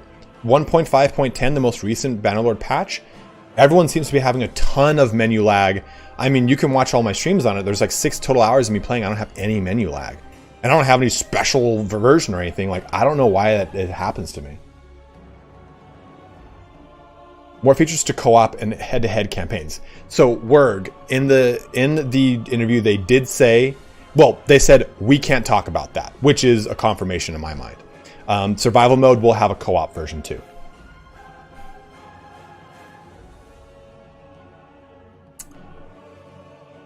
Mark Chappelle said, "Do we know after release how long till the Grand campaign is at? Maybe the same time like as Mortal Empires. Don't know. I would hope they do not want it to be the fiasco that Norska was. So I would hope sooner.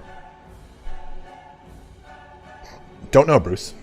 Sorry if you already answered this. You mentioned survival battle frequency. Did they explicitly say there's only one per Chaos God in the interviews? No. Helmet did not. They said it is a rare or pivotal point in the campaign narrative. It's because you didn't download RAM from sus websites. Downloading it now. You think they will rebalance campaign to discourage doom stacking? Jay, I do think they will do that. Because they have asked us when we have gone over there, when Turn and I have gone over there, they've asked us questions about multiplayer and campaign stuff. So I would assume, like I said, no one's told us this. This is 100% conjecture. I would assume that they're doing something to make it so that at least the campaign's not just, oh, you're playing Legendary, let's hit it with this Doom stack because it's the only way you can just beat the game. Or, hey, I'm gonna crowd up this side of the siege battle because it's the only way you can beat the game. Like, I want it to actually be fun and less of just like, great, the AI is just stacked against me because that's the only way we're gonna do the difficulties. That is kind of a cop-out to me.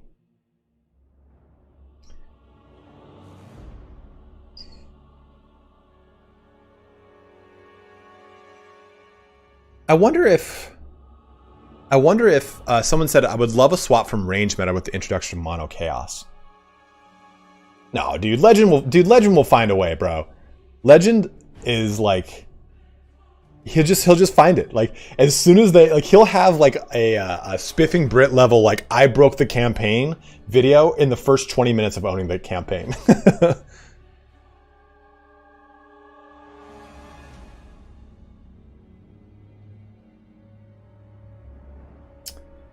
Yeah, I really want to see what the siege mechanics look like. I really want to see what they look like. They've hinted at it. They said we can't talk about it, but I really want to see. Why doesn't he have does he have a meme that says like Legend of Total Cheese? Because that'd be fucking hilarious if he doesn't. Dork Knight, you can cheese this battle. I thought he already talked about it, how like you can just make one wall, and if you make the wall, they all go to that wall, and then you can just use Heart of Winter and kill them all. Because like I said, the AI is kind of like it seems to be on a rail. It doesn't, if you've got two causeways, it'll go to one and not go around. It'll just get stuck there, even if it's open. Also, the tier 2 arrow towers were OP. I talked to Turn about it before he started. I was like, dude, just use tier 2 arrow towers. They're gonna hit everything because they attack so fast, and it'll slow them down by 36%. Then they can just get hit by more of the towers. You use any of the other ones, they're too ponderously slow.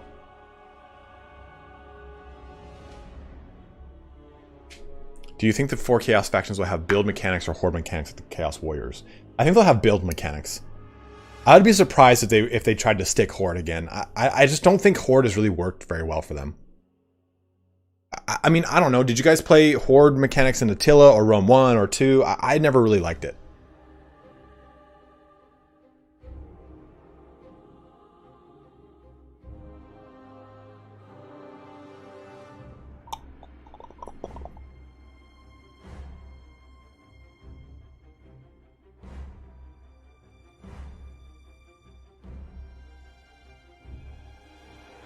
I guess I'm just gonna play this again. You guys can just watch this. I feel bad having just a static image behind me like that. No changes to Frostbite, Martin. Same thing. You know, I don't think I ever played the Amazons in Troy. It was kind of not terrible. Do you think they will continue to improve the older factions? Jay, they're gonna have to, man. Because there's going to be a new slew of mechanical innovations. There's going to be stuff in 3. Like, we've seen how 1 and 2 and 3, well, now 3, have differed mechanically from each other, right? How 2 has drastically changed from the start of 2 to the end of 2. So much so that they've had to rework the base races of 2 so they make sense towards the end of its life cycle. So I think that, like, that is really important. And I think they're going to have to do that for Warhammer 3. Just skill-based Masters. The reason they don't have an MMR system and a ladder is because they host it on Steam's servers. They have talked about trying to not do that so they can have their own MMR and they can have their own ladder system, but I don't know if it made its way into 3 or not. That was a conversation we had at like a pub once upon a time of like, hey, we'd love to do this, but here's our limitation in 2. And this was during Vampire Coast, so I don't know. I have no idea. Yeah, hordes are bad, but pseudo hordes like Vampire Coast are great, I think. I could agree with that, Eli Reza. I actually really like that. I do like the pseudo hordes, quote unquote, as it were. What are your predictions for the future of the Warriors of Chaos now that the Mono Gods are confirmed to have Mortals and Bellicor potentially leading Undivided? I think I would like to see like some sort of devotion system. Like, okay, you're Undivided. Yeah, no Army Painter, sadly, that sucks. But I would love to see, okay, hey, I'm Undivided. So the Warriors of Chaos that we have in 1, that's what I start with. But you can do quest battles, or you can kill a town and raise it with a dedicated icon to a specific Chaos God, much like Norska, earning you favor. Okay, you've earned tier 1 favor. Now you get warriors of that Chaos faction relative mark. So for example, I've risen 5 things with the mark of Khorne, and now I get Chaos Warriors of Khorne. Or maybe I only get certain ones of Khorne to make it so that playing Undivided isn't just a catch-all, gotta catch them all of all the Chaos units into one faction. It's like, okay, yeah, if you're playing Undivided, you have Chaos Warriors, axes and shields. You get tier 1. Okay, now you get Chaos Warriors with Khorne, and it's going to give you the 2-axe variant. Okay, you know what? You've gotten tier 3. Well, you're not going to get Skull or Blood Crushers. You get Skull Crushers. You're getting the mortal units, less of the demon units. Or maybe you only get the demon units and not the mortal units. What's my prediction about pre-order race? Either going to be, in my opinion, Ogre Kingdoms or Chaos Dwarfs. I'm like looking to the side like there's a CA representative like, yes, I will say what you want. Like, no, I'm looking at my whiteboard that says top 10 Warhammer 3 things. Barricades, towers, survival mode, blah, blah, blah.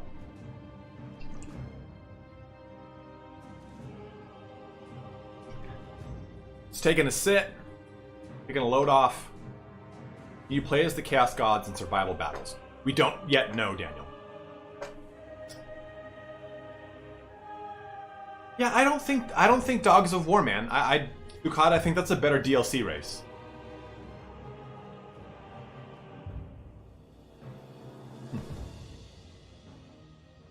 Guys, give me 1 second.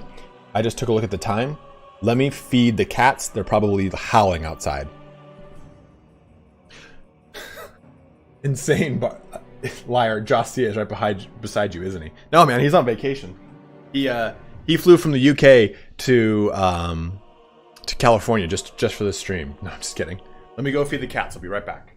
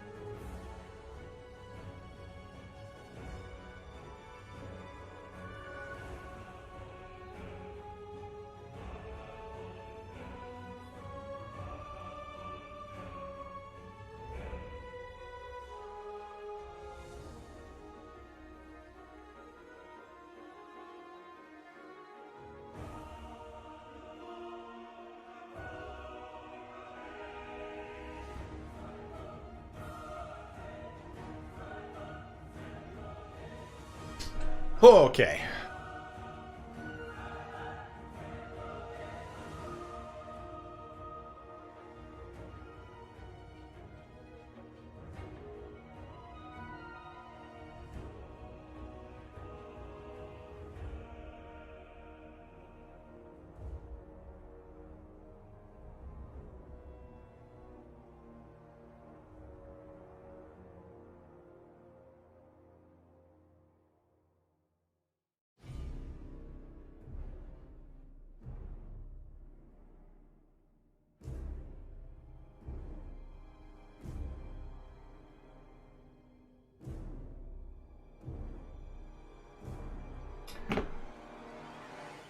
Oh, hi, Ben.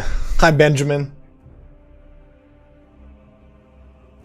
Being blinked twice for being helicoptered by it, CA. What are my expectations for siege battles? My expectations for siege battles would be, I want layering in there. I don't want it just to be a static wall.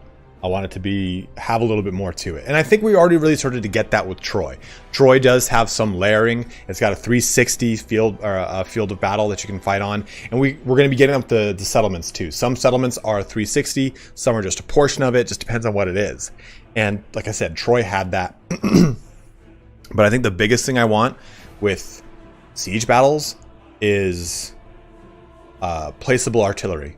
I want to be able to put my ballista, my cannon, my mortar on the wall, or the ability to create it on the campaign map as a wall upgrade so that it is on the wall. I want those things. I want those things. Give me like medieval level sieges, medieval 2 sieges. No, it was not Raptor. That was about 50% of Kislev and 30 to 35% of Khorne.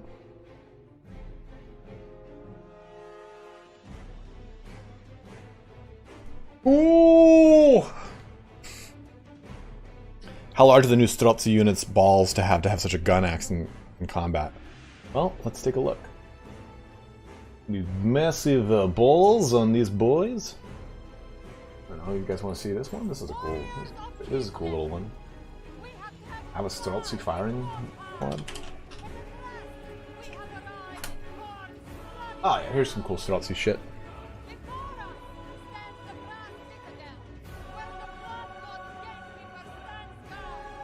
No, it's not immersion breaking for me at all, Yellow Octopus, knowing that all the Khorne units were watered down for the fight. That's kind of like saying, is it immersion breaking to have a faction you like lose? It's kind of that question.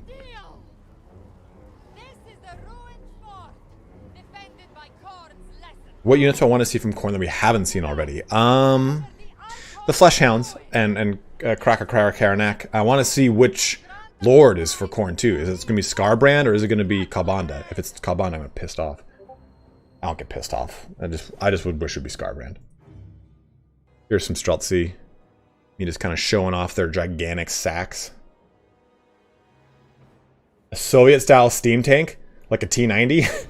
I would love that. I think here's some Streltsy firing. I don't think I have any Streltsy fighting, unfortunately.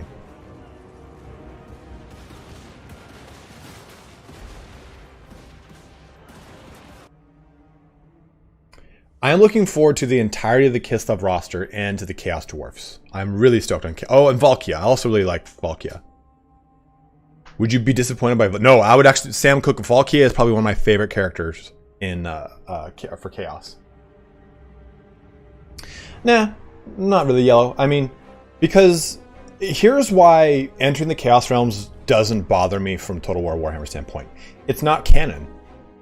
Like, characters that are dead exist in Total War Warhammer. So I think that that's kind of the big thing people kind of have to jump on when it comes to Total War Warhammer. This isn't canon. It's just having fun with all the things that are Warhammer-esque. Just like playing tabletop is not canonical. I mean, sometimes you could play a High Elf mirror match if you wanted in canon, and that technically doesn't happen.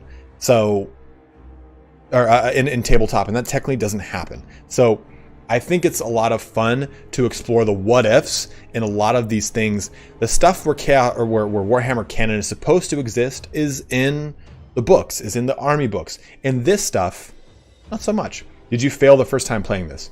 Drew, I did not. I will show you though. I'll show you a fun fight on this bitch. Let me find it. So this is the first fight. Let's watch what watch. So I didn't know you could just summon Katarina back. So watch Katarina's health. Where is she? She's right here. And this is the big Chungus. I'll just let this play as I answer some of your questions. You can kind of get a sense for how the battle goes. I have to defend this first point. It was kind of a pain in the ass. And I was like, man, I'm going to lose right now. If I don't get some support over there, I'm going to lose. Because Katarina gets within range of that Bloodthirster. And that Bloodthirster was juicy. You can kind of see me managing my way through the UI. Feel free to ask more questions. I've recalled some of the cost errors. That's why they have veterancy. That allows them to heal back up to full, and then I can bring them back for their cost.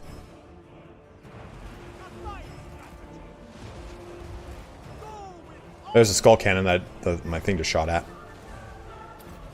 Estimated date of release. My assumption would be September time. Just in time for Q4. Katarina's still... Okay, Katarina's now starting to get hit a little bit, but nothing crazy here. Dude, I didn't realize he knocked my towers down. What asshole.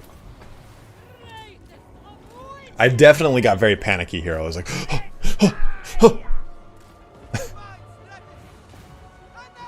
Like, you see, I'm just like, at one point, I'm like, screw it. Everything needs to attack this Bloodthirster. We have to end this fight.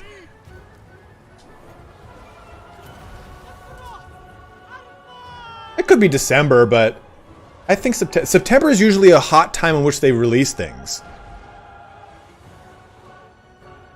My original assumptions were either May or September, back before they even announced the game. Do I think the wings are part of the hitbox? I don't know. Oh, there it is. Okay, we'll jump to here. Okay, now she's in range of the Bloodthirster.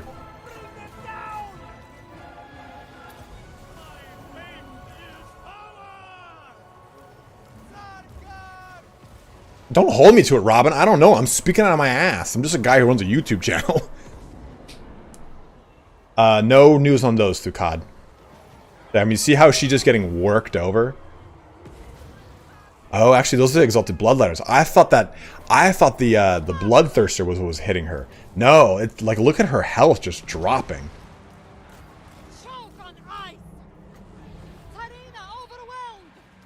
Arju says, Arju? November is the release date month of 90% of developers, to be honest.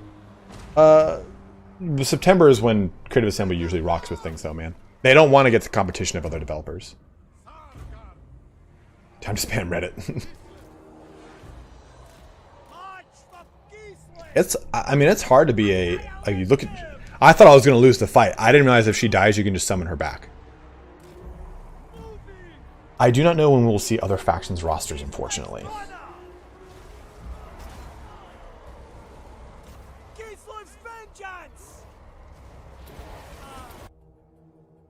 But that just gives you a little idea. Do you think Zargard will cost same amount or a little more than Great Swords? You know, Mark, I don't know. Because there's so many variants is what it looks like, right? You saw in that actual video, right? In the CG trailer, we just see so many different variants. In the announced release, we saw those guys with the dome, the onion dome maces. We've seen that last one. We saw a different variation. So there's so many different variations, so it's hard to say what we're going to get.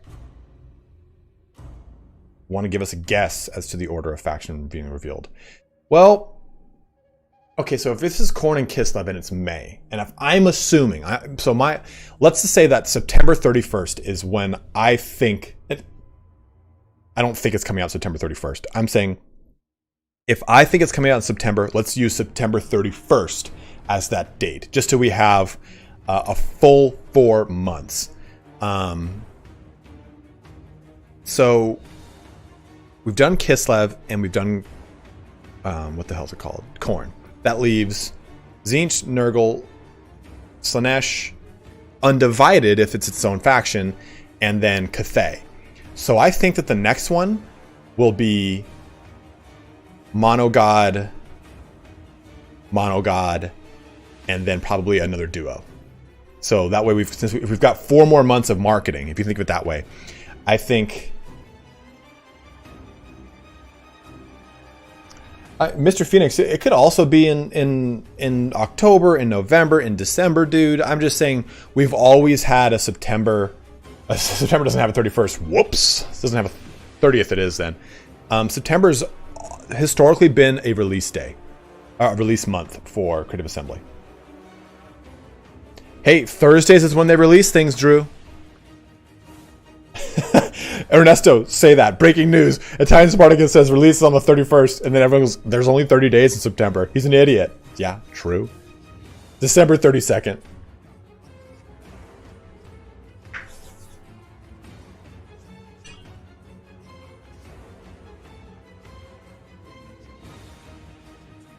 So this is what they did in the launch up to petition to name your next hero Bungeman. Dude, you know I'll do that for you, Benny Ben, Benny Boo, Benny Poops.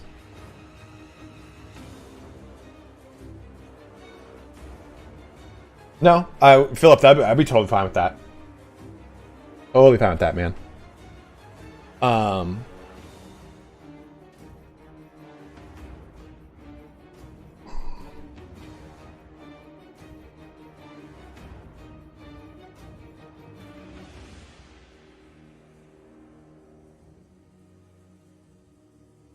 No, it's not going to be Epic exclusive. That I know of. If I think someone asked, I think that was asked in the FAQ about it.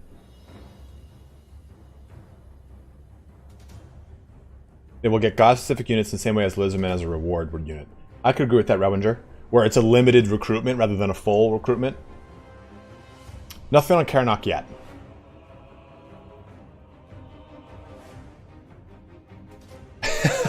David Total War. By declaring September 31st as the release date, Italian Spartacus unconfirms Warhammer 3 and cancels the game entirely. Do you think, Swaggles, they've said that you'll be able to do survival mode and multiplayer. Did you see the spawn of Khorne?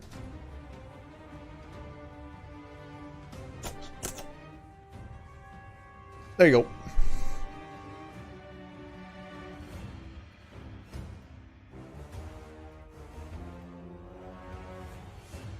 Neil, I didn't see it. Where did you say it?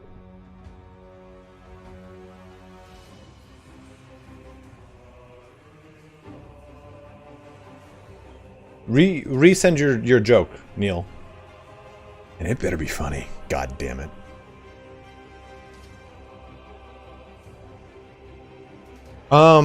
Aaron, the thing that it's not a concern, it's just sad that we're not going to get an army painter. I think that's if I had to think of one feature that's been requested since game one the most, it's probably that.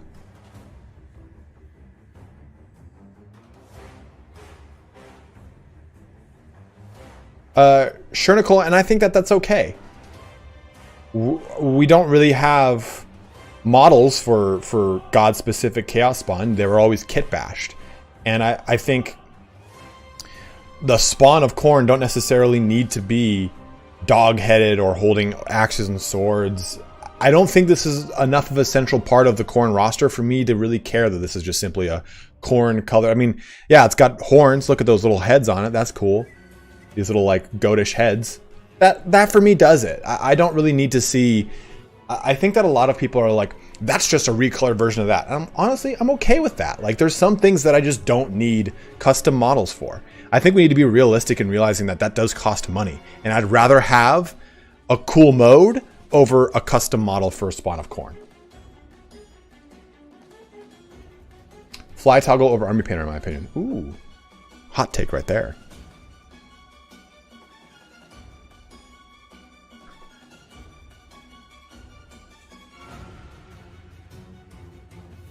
Warhammer Online had concept art for monogod chaos spawns that looked pretty flavorful and fitting to each god. Dude, Warhammer Online was the pinnacle! That's the fucking pinnacle!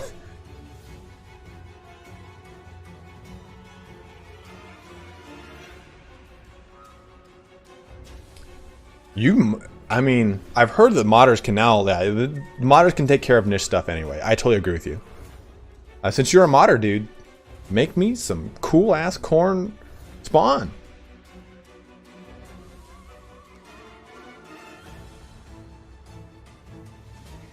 Dude, Robin McNames said White Lion for life. He's referencing the Warhammer Online class White Lion. I played a Swordmaster, but the White Lion unit in Total War Warhammer is like those White Lion chariots. They look so cracked out, man. They look. Can someone release a mod to fix them? Someone put the head that is on the White Lion unit. It's on their shoulder. It's on their shoulder. Put it on the head of the White Lion actual. Just please, someone do that for me. Ale 2001, I totally agree. Total War Warhammer is a what if. It's not a canon. And I think a lot of people kind of need to get off the canonical Warhammer, Total War Warhammer scope. It's just not that. Like I've said before, just a little bit ago, there are characters in Total War Warhammer that are not in the actual game. Like if we were able to play Boris Ursus is dead by the time that she's Tsarina. So I think that there needs to just kind of be some give and take. Like, the only reason people have an issue with that is because Games Workshop did not release a supplemental thing that says like Journey into the Realm of Chaos, where you fight in the realm of chaos. Like if they had done that, no one would have a problem with that. I think gameplay over lore in this place really, in this instance, really takes the cake. Obviously, though, we can't go ass wild with that, right? Like you can't just have, So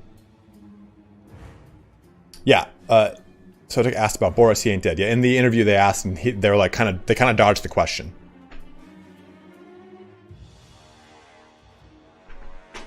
Would you rather an empty Darklands or Mountains of Morn? Empty Darklands, because Mountains of Morn I think are a little too more like. the Dawis are in one portion of the Darklands. The mountains of Dorn. What? Mountains of Morn are filled with ogres. So I think that's a harder thing to replace. You could just put Skaven where the Dawis are and be fine with it. But I think that Cathay needs a natural enemy or ally in the Ogre Kingdoms, or at least a passive mercenary faction. Favorite Chaos God? Khorne, and followed by Tzeentch. I played World Eaters in 40k as my first 40k faction. Then I played Space Wolves. I have not tried the Chaos Waste update for Vermintide 2.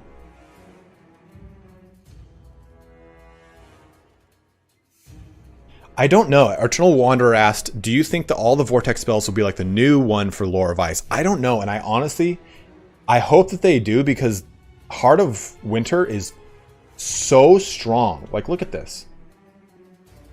It's so disgusting. It deletes things. Here, I put this in my video here, but I'll show it again.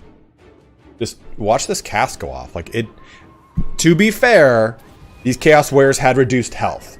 So the importance of this spell can be just greatly overhyped for the constraints of this preview, but I've cast the spell. It's going down.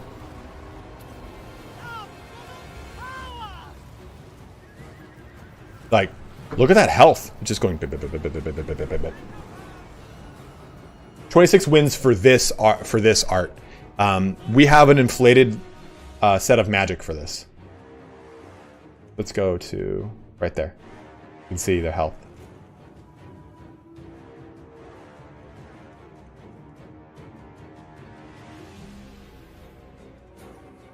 I don't know Pacific. Over 1,000 dis.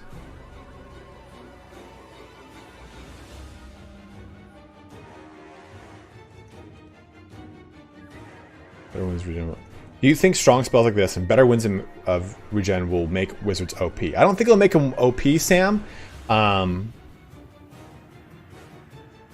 Because really, not all the spells of this lore are just broken. I think like 2 or 3 are particularly strong. The rest are like, oh, nice to haves. I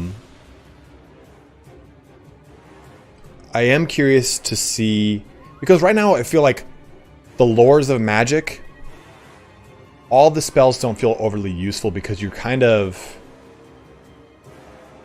limited in how much it can do.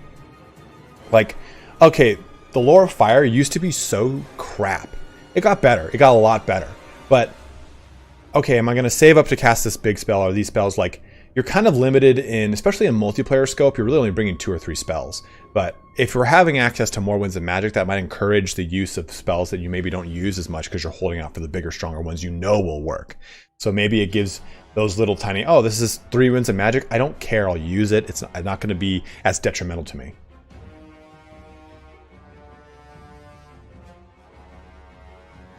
Yeah, I mean, sure, Nicole makes a good point. When you've got, what's it called?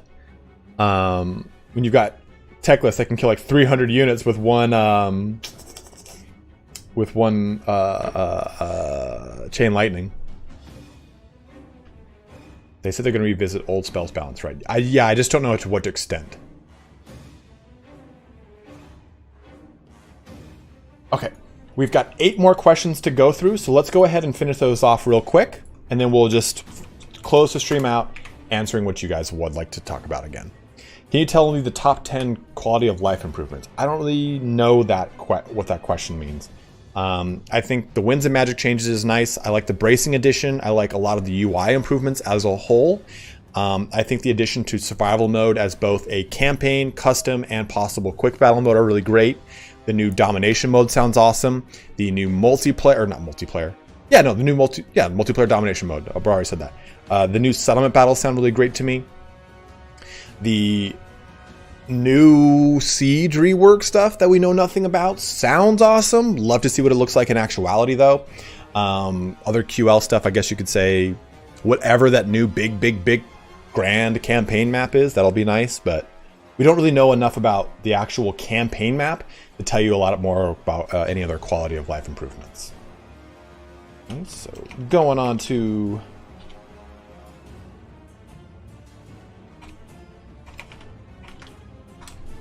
Do we have any idea how much the currently existing factions will be changed when they're released? Will it be a straight port? The multiplayer balance is my main issue with the game right now and the main reason I don't play it more. Unfortunately, we don't, but I would hope and I would assume that we will be getting a balance pass through with everything, if not shortly after the addition of them into the game. Remember when Warhammer 2 came out, you were only able to play base Warhammer 2 factions. Then they added the non-base Warhammer 2 factions into multiplayer. Then they added Mortal Realms. Mortal Empires. So I think it's just going to take time for them to come, maybe a month or two, and then we'll see them in. And balancing is going to be such a huge thing. And something I've said before is balancing, I think, is going to be focused upon once the entire game is complete. So we'll have to kind of wait and see what that says. 635 people watching, but 360 likes. Guys, pump up those likes. I need to see over 360. I was going to say 50%, but that's like 50%. Let's get to like 400 or 500 likes, guys. Let's do it. Smash that like button. Help out a bro. Anytime you watch any content creator, think of it this way. Liking is the least thing you can do. It doesn't really help us out a ton. It helps out the algorithm. You're telling the algorithm this title matches this content and it is indeed good content. Commenting, you're adding engagement. That helps us out a ton. Subscribing, it's kind of on a sliding scale upward, right? 420, everybody stop. The subscription button is also further engagement. You're telling the algorithm, yes, it's good content. Yes, I commented on it, I like it. And I almost want to watch more of it. So doing all these things in that's why every damn content creator has to say, like, comment, subscribe below. It sucks that I have to say that. But if I don't say it, yes, it's part of the culture. And yes, you may already know to do that, but it's like oh yeah, shit, I'll click subscribe. I can show you guys the stats. 70% of the people that watch my channel are not subscribed. And it's like those things are so annoying to have to say all the time. And it's annoying for you guys to hear them. I watch other YouTubers. It's annoying to hear it. But if I don't, it's my livelihood. And if I don't put that little 4-second effort into every single video, who knows how that could come back and bite me in the ass. So I know it's annoying to hear after the fact. I know one person said, like, when we're watching the stream, like, why do you always say that? It's annoying to hear. Like, I get it, but if I don't say it, your annoyance isn't paying my bills, unfortunately.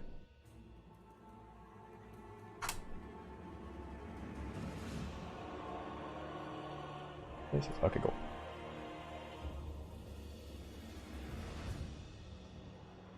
Most people on YouTube aren't even signed in. You're not wrong.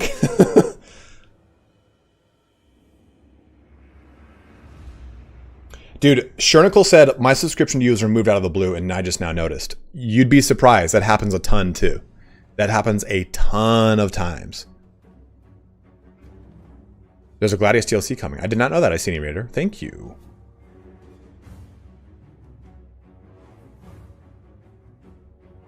I could show you an obscure viewer stat helmet if I think. Do live stream comments help too, or just a bit? They help to expand it on gaming.youtube.com when it's being streamed.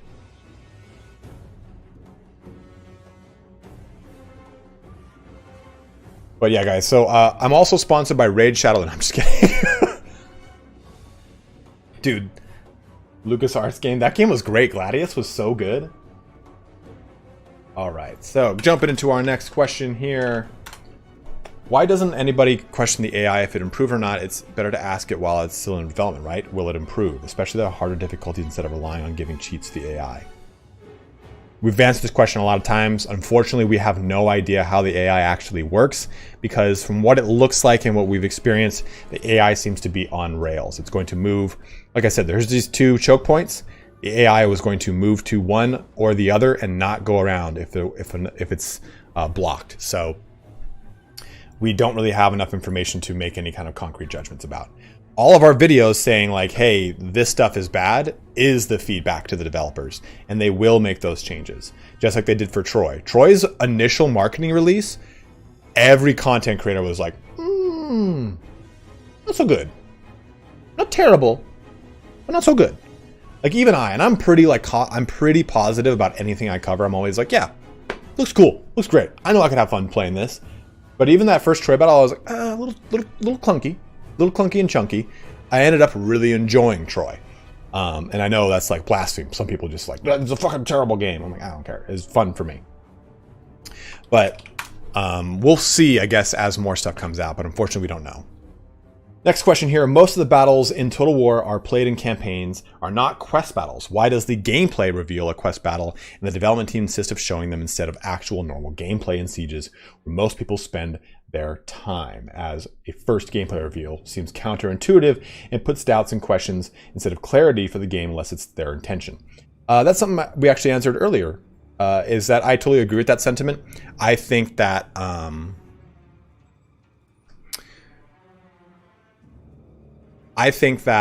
honestly, I'm just reading what Art and Whiskey Jack are talking about. I honestly think that this quest battle is cool. I think it's a really fun and exciting different thing. I understand why you'd want to put it forward as a display of, hey, look at this cool brass citadel. This is awesome. And they did the same thing for Warhammer 2, right? Battle at the Hot Gates or whatever. I know that's Thermopylae, but whatever it was called. But I honestly feel like this creates more questions than it answers. And I think it was a hard thing for the developers to succinctly pull off without having a lot of issues. They do want to show off new stuff, right? They want to show off the survival mode. I got Fallen Gates, thank you. I'd rather I got this. Rather than showing me, I'd rather I got like a field battle or a siege to show off those the siege reworks. And then at the end they said, but we also have a new battle mode coming called survival mode. And we got to see this. You know, like if they did that, this would be all I need to see that, okay, there's a pivotal quest style battle coming. And I can see here that it happens at the Brass Citadel. Like, if they did that, I think it would be better for me because I wouldn't have all these questions of, is this what all these battles are going to be like? A lot of people are worried about survival mode because they think it's going to be everywhere. And I understand where they're coming from. And then give me like a reveal from, here, this. This is me going over every little piece of the survival mode, and I can just kind of talk about it quickly if I'm CA, right? Like, hey, here's our new survival mode. Here's the icons that you have to capture. Each icon gives a map-wide debuff to the enemy, whoever holds it. Here's your supplies. This is the resource that's going to be used to power your one of three things. Your reinforcements, which you can bring reinforcements from across the battlefield. Fuck that, who cares? The Kossars, the Streltsy, maybe even your lovely horse archers. As you progress up, you'll get access to more and more reinforcements.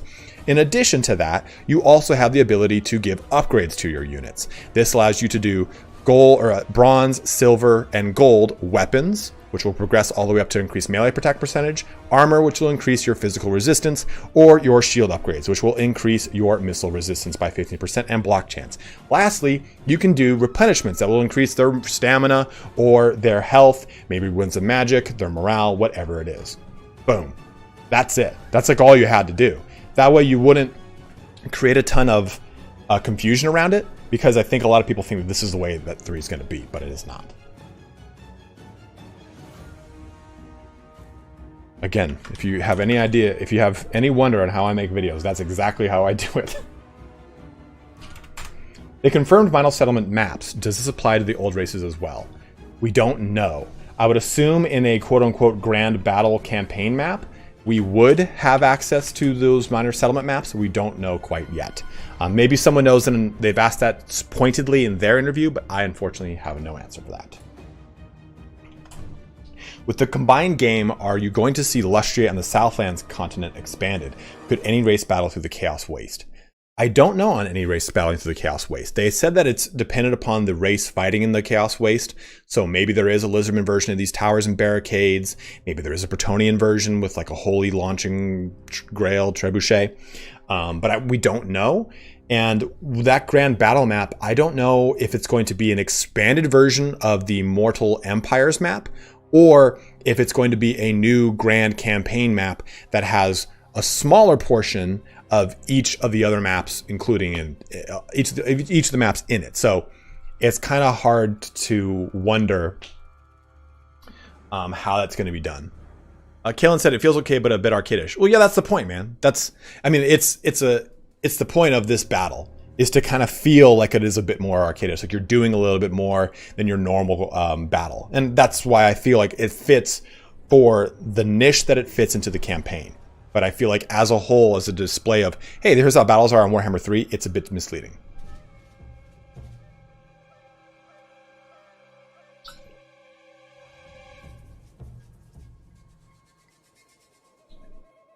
CA said in Sotek's interview, there won't be a new version of towers for any race, just projectiles. Yeah, so I've got that interview, Oz, and that's the same thing. I mean, it's a different version of the tower because it has a different projectile. That would make it a different tower, in my opinion.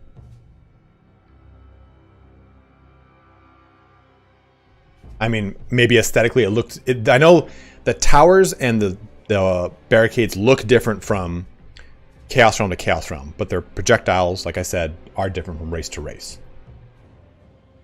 No idea on how many race packs. All right, we got just a few more questions here. Just 2 more. Knock these out, and we'll just spend the rest of the time with you bros. Has CA made any indication to you that building towers, walls, etc. during a battle is a feature that we will see outside of the lore battles? I do not know. I don't know. They have not, from what I know, but like I said, they might have answered that differently in someone else's interview. So the interview that I heard was Sotek and Turin. So I've got the same one they do. As someone looking forward to Khorne, I'm a bit worried they will be very weak in multiplayer with no range and no magic. Is there any news if there will be a rune system and or army buff system similar to Dwarves or Dark Elves' Murderous Mastery? I don't know. That's a very good question. I think that Jordy Kano said a good CA said that they wanted us to feel the sheer scale of the game. That's a good point when it comes to this, because this does portray a terrifying scale. Until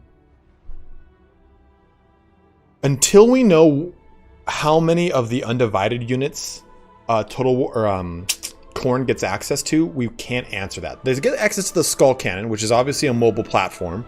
They get access to Furies and Warhounds, so they have access to shutting down ranged units, and they get plenty of shields. But the big question is, like, can they shoot back into them? And I don't know. I do not know. None of these units have innate magic resistance, so I don't know if there's going to be something like that.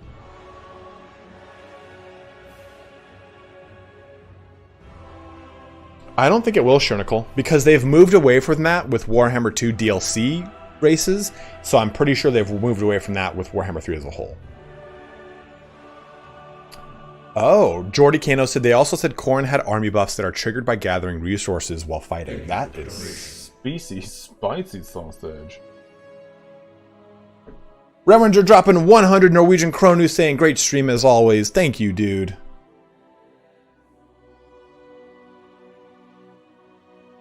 Revenger's sticking in to the very end as always. Just a champion.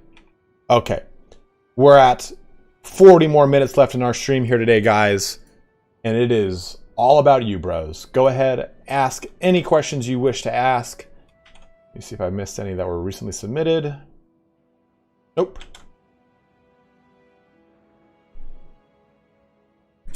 Thank you guys very much for watching here today. Please do make sure you're liking that stream. Like I've said before too, if you want to pick up the game, we're currently getting 100% commission on Nexus store, so you can purchase it on mine, you can purchase it on Party Elites, on Turin's, on Milk and Cookies. Purchase it from whoever you watch the most. Go and support their channel. If it's me, cool. If it's someone else, please do that. Please do that. I want to make sure that anyone who has this gets advantage. We only get it from Friday to Sunday, but that's the cool thing about Nexus is, like I said, they negotiate the margin with the developer. For example, I think it's 7.5. No, I get 12%. I get 12% of every purchase with CA. But this weekend I'll get 24%. So it's a really awesome thing that it did. I did not get any of the latest Lumineth models. Jackson Williams, $5. Don't buy from Indy. I didn't get any of the models. I got the most recent book, though, Mongrove. Okay, same for the charge army abilities by fighting. Okay, awesome. I'm stoked on that for Khorne. What do you think Chaos Dwarfs and Ogre Kingdom's gimmick will be? Like the cold-blooded martial prowess? Prowess. Prow of a ship. I don't know why I always say pro. Ogre Kingdom probably has something to do with eating and regenerating. Chaos Dwarfs, I don't know. Maybe they have access to increased winds of magic, but it hurts them to use it to represent them turning to stone. Did the Bloodthirster not have magic resist? They seem really... They really should lore-wise and balance-wise. I think I have got this still in here somewhere.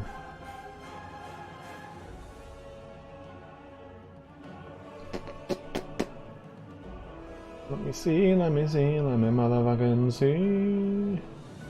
Soul Crushers.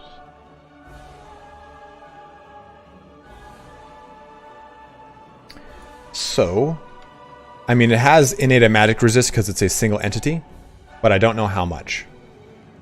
Physical, magical, ranged. So, I unfortunately, like, Nick and I were talking about this. We were like, dude, this is our fucking job, and we both didn't mouse over the Bloodthirster and take pictures of it. Like, we just completely skipped the Bloodthirster thing for some reason. Well, it just, in the heat of the moment, you were like, kind of like, oh crap, this is a lot harder than I thought it would be. Are we going to see Mark of Chaos Marauders for each Chaos God and Chaos Lords / Chaos Sorcerer Lords? Thank you. I think so. I don't know, but I don't know. 100% about that. In that one picture, we saw that Chaos Marauder on the right in the actual art drawing. Mark Chappelle, what are you asking here? Other Chaos Demons, Nurgles, etc. What do you think will attack in survival battles? I think it's the same thing, just demons and mortal units mixed. How do you feel about the look of unit health and the rest of the battle kind of approaching Total War Troy and moving away from Total War Warhammer? What? I don't follow that one. Is this not like... I mean, this looks like Warhammer to me. Is there something I'm missing about the battle and the feel? That feels more like Troy?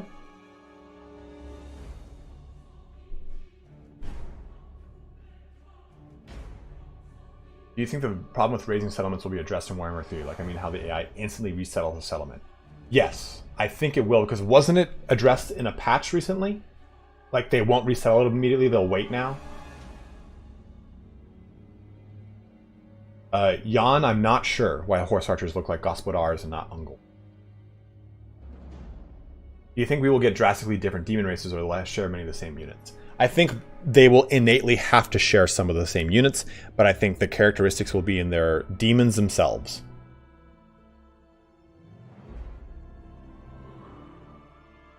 What do you mean it looks? But what is it? What about it looks like Troy? That's what I need help with. Like, it looks like Warhammer to me.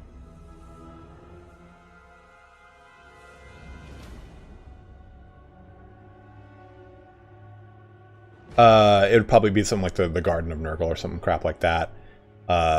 Who has like the infinite maze or infinite castle is the changer of ways is Tzeentch. Slaanesh gets like a sexy citadel. I wanted to be called the sexy citadel, which is a consonant and not a alliteration. Here, Realm of Chaos. I'll show you their actual. The actual Realm of Chaos, which it shows you where they all live. Sexy Citadel. So you've got the Impossible Fortress, that's it. The Crystal Labyrinth. I'm an idiot. Then you've got the 6 Circles of Seduction with the Palace of Slaanesh, and then the Great Tree, the Abyssal Swamp, the Mansion of the Plague Lord himself, Lair of the Maggot Lord. You have all these different options here. Oops.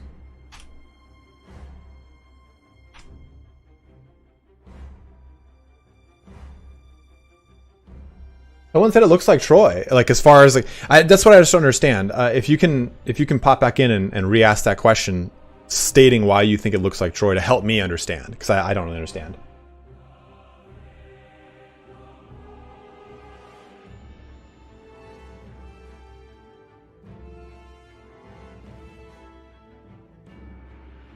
Is it bright in colors? Really? That was all pretty much red.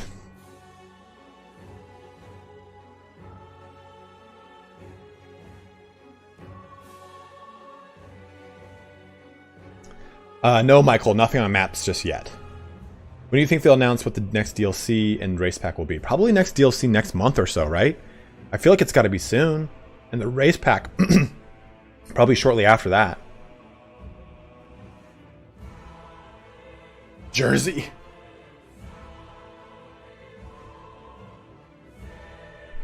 Will there be an Mortal Empires-like mode? Yes, Devin. I think that we all know that's coming. Yeah, red is a bright color, but it's fucking corn. Corn is red, not maroon. Do you think they'll use this map as I do think if they made a Chaos Realm, this would be like the base premise of it, yes.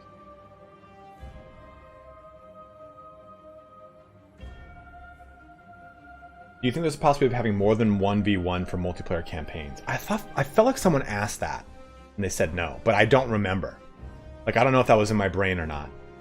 Because brains are a weird thing. So I actually don't know if that's a thing or not for more than 1v1s for multiplayer campaigns.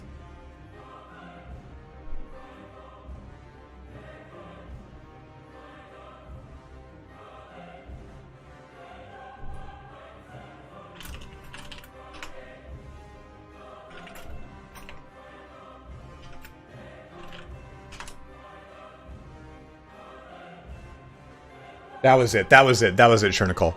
I think Sotek asked and they said that, and Sotek said that's good enough for me.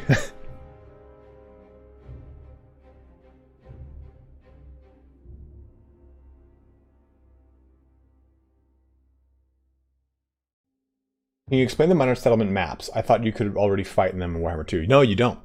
You fight in just a land battle in Warhammer 2. This would actually have the settlement there for you to move around or within, either in a 360 or one portion of it.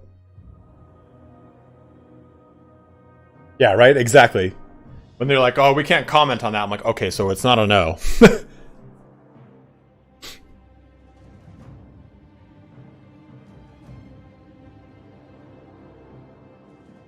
Course Masters, happy to help out, dude. Thanks for jumping in, my guy. I don't know, Chernical, but I mean, that's like half the fun of playing like Crusader Kings 3 multiplayer, is you get so much. You can have like so many people playing on one server, and it is... If you guys have not played Crusader Kings 3 multiplayer, it is so fucking fun. Yes, I think walls and minor settlements do actually set it up.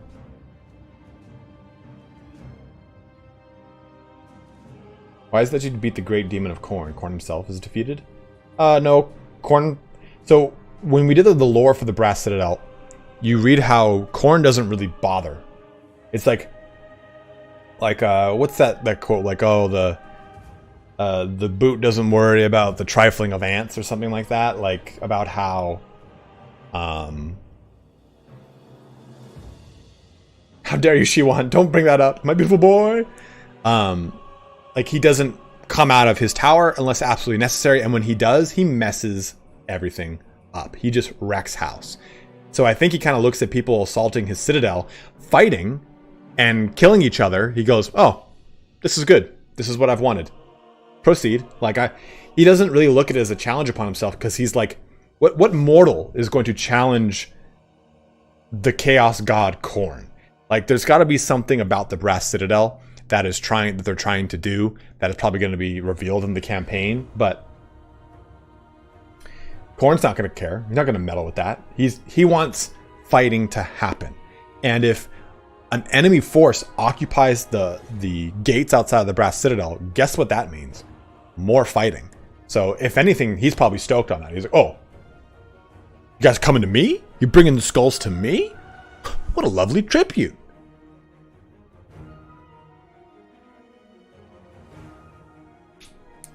There you go. For he does not care from whereth the blood doth spill.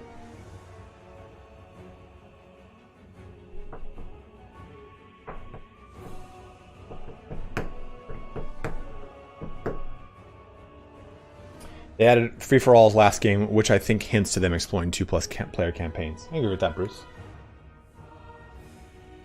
Will co-op turns happen at the same time? I don't know, Crimson.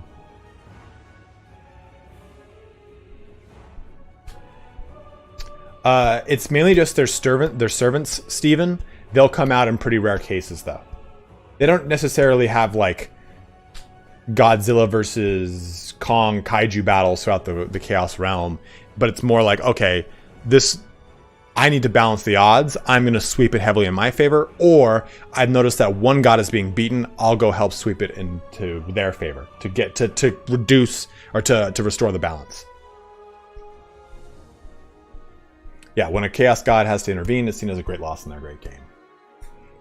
Like in the lore for the Brass Citadel, it talks about how like Khorne is very rarely roused, and when he does, he kills everything.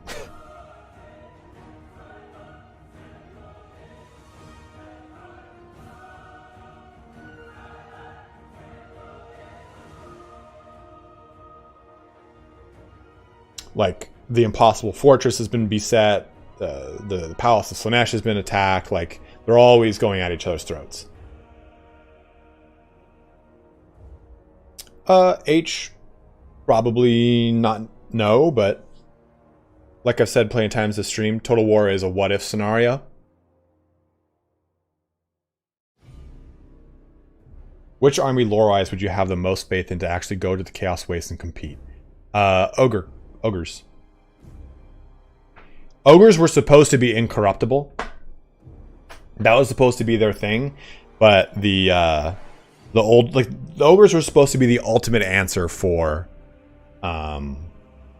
chaos. But the old ones weren't able to finish them, and that's why they're kind of dull-witted, and they're kind of just oafy, and they have the impossible hungers because of the Great Maw. But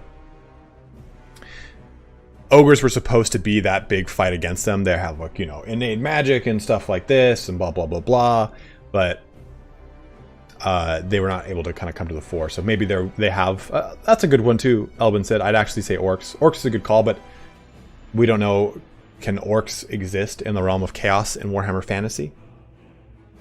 We've seen them in portions, in pockets of the Eye of Terror in 40k. New formations buttons. I actually did not see the new formations buttons, your friend the skeleton. And the new engine update. I haven't experienced it on my computer to tell you whether or not the new engine is solid. So I can't really give you a solid answer on that.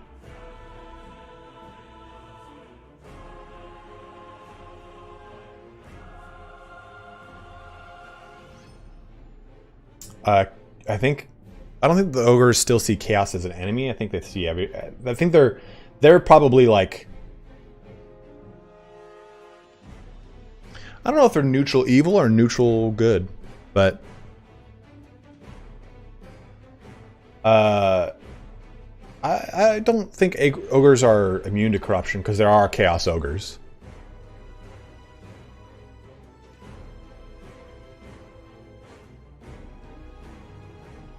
Neutral hungry. Whoo, got him. The orcs most likely exist in the fungus lands in Nurgle territory. Chaos faction besides the dwarves. Khorne and or Tzeentch.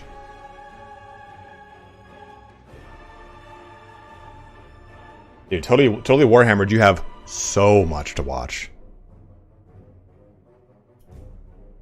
Something small with the Sky Titans, since there isn't really a set time period, are they too far out? So at this point in the lore, Tyrannus, the Sky Titans live like at the top of the world. Like they live at like a really remote, high, distant mountain range, and no one can really get to them. They don't really mess around with the world anymore. They're kind of a reclusive, dwindled race. So if anything, there might be references in a Ogre Kingdom campaign in like little events, but I don't think we'd ever see anything with Sky Titans. Maybe one would come up in a Ogre Kingdom like quest, like final quest campaign battle, but I think that Sky Titans would be relegated away from the grand scheming of things. Who am I going to play first when it releases? Either Tzeentch or Kislev. It depends on the race too. If dwarfs are a pre-order race, then I'll play Chaos Dwarfs. No, there's like, so the Sky Titans are so old they become portions of the mountain. So there's like a handful left, and no one can find them because they have become one with the mountains. Because the ogres used to do that, right? They would climb those high peaks, they'd find them and kill them and eat them and all that. But some Sky Titans have just like joined in with the mountains, and they can't tell what's what, and they're asleep.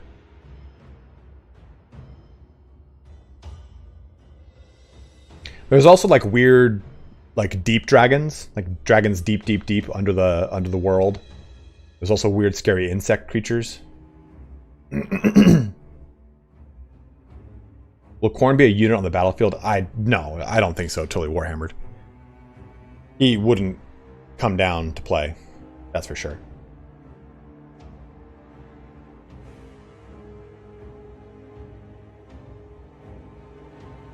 Duke Revna, no. If anything, I said the Mortal Khorne Warriors are amazing. They're just a reskin of the old skeletons. I mean, I made that statement earlier, right? Like, who cares about recolors and reskins to a certain extent? Like, that's not something that... I mean, when I watch this battle, my brain doesn't go, man, look at those reskin skeletons. Not even one bit does my brain go there. It goes, holy shit, those Khorne warriors look awesome. So, if that's the case, that these are reskin skeletons, which I don't necessarily see that, I'm just going to be 100% honest with you, I couldn't care less. Like, that looks amazing to me. Like, all these guys, like, running across the battlefield. Like, where's the other Chaos Beast? Like, that looks so sick.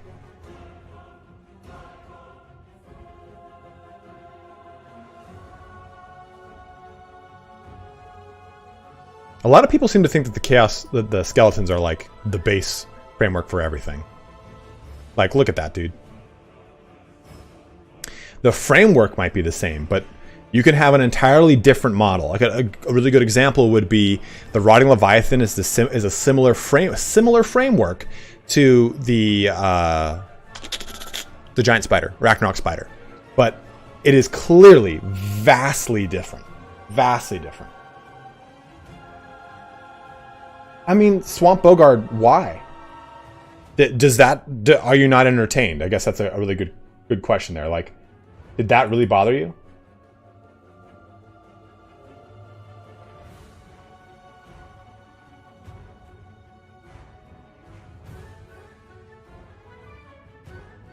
Like, if creating all these custom everything for every single model was a thing, do you realize how expensive that would be and how unlikely it would be for us to have access to so many units in this game?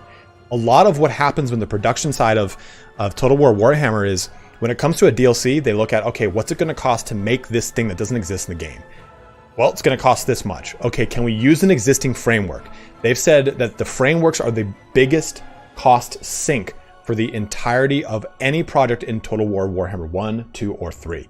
So, if this guy looks like that, it doesn't need to have custom animations. It's a Khorne Warrior to me.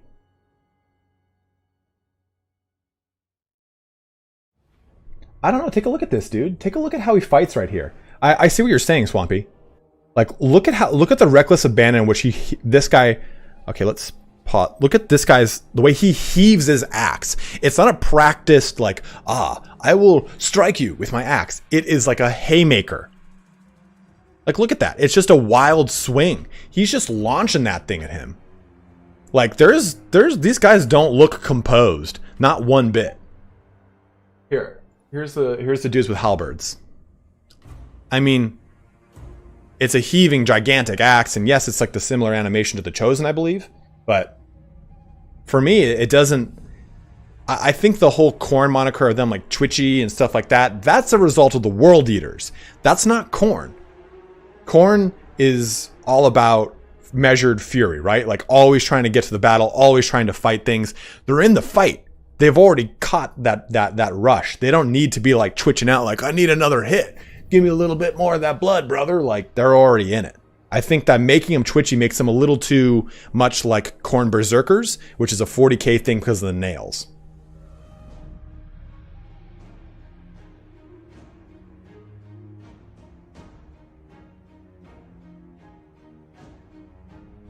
No system Rex yet, Noah. Yeah, how many ways can you swing a halberd? Yeah, just fingertips in it.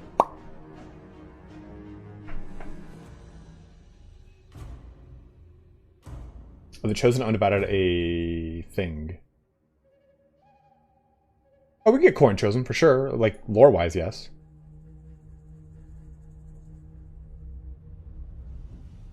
That's a thing, Pobs. That just happens. I mean, Cody brings up a lot of great points, and I've made this before. Like, I love Cody.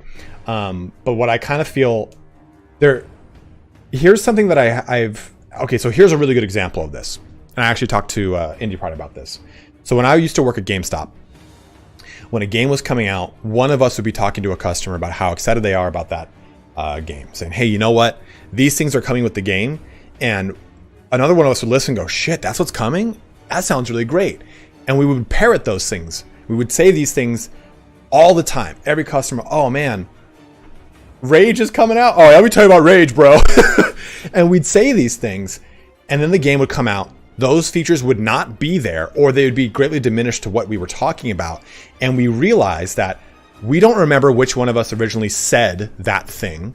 And we pushed it up to such an extreme proportion that we just believed that hype, and it just positively spun around in a positive feedback loop over and over and over and over and over. What I feel is really the case with a lot of this pre-stuff with any game. This isn't like a Warhammer thing. Someone says one thing, a handful of people agree, then a handful of people agree more, and it just kind of becomes something that sticks. It just kind of becomes something that becomes growing and growing and growing, and the general consensus is that everyone agrees to that notion. We don't know that this is a specific reskin or model of some sort. Like, we don't have that. We don't know what that is. So we have to kind of actually like see for sure. They would have to tell me, hey, blank. Oh, okay, that's it. Yeah, it's just like telephone. It's essentially what telephone is. And what better example of telephone than the echo chamber, in which is a Twitter, a forum, or a Reddit? Myself included. I've probably said fucking things that are going to get blown out of proportion over time. Hugh Gedney, what's up, dude? Yeah, Cyberpunk is another good example of just crazy hype. Dude, guys remember when Fable came out? Fable was supposed to have villages that can grow and collapse depending upon whether or not you attack bandits. And then you have ranges of trees that will get cut down by the villagers, and more pathways would open up. None of that happened.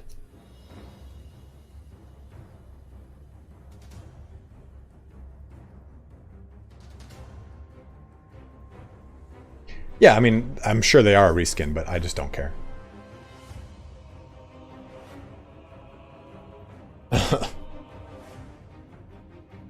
That goddamn Peter Molyneux.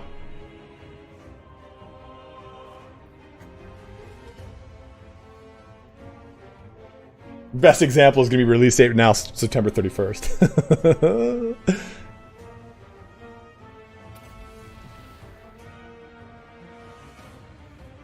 People are going to be pissed when they find out Men-at-Arms, Polearms are reskins of Ember Halberdiers.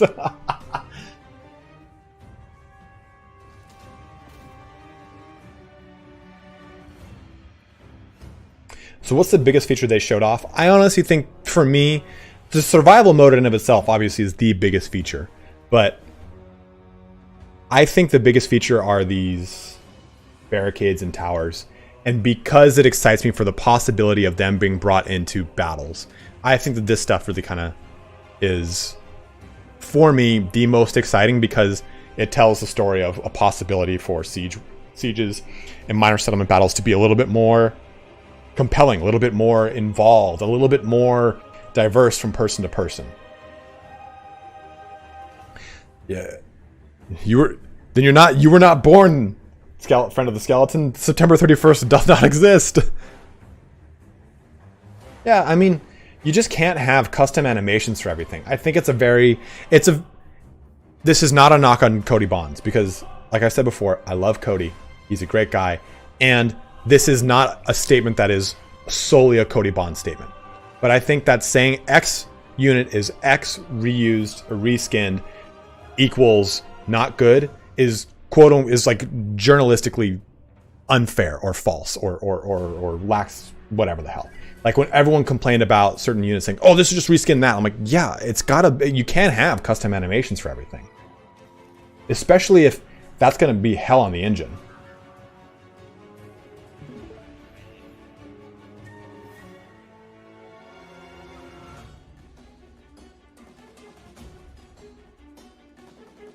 But in all honesty, you guys should absolutely check out Cody Bonds' video where he talks about going through the process of trying the game and doing the interview. Like, it is so fucking funny.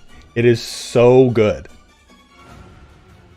Yeah, some of the best mods reuse anime. I mean, you just kind of gotta. Paying someone to custom build out a framework for everything is so expensive.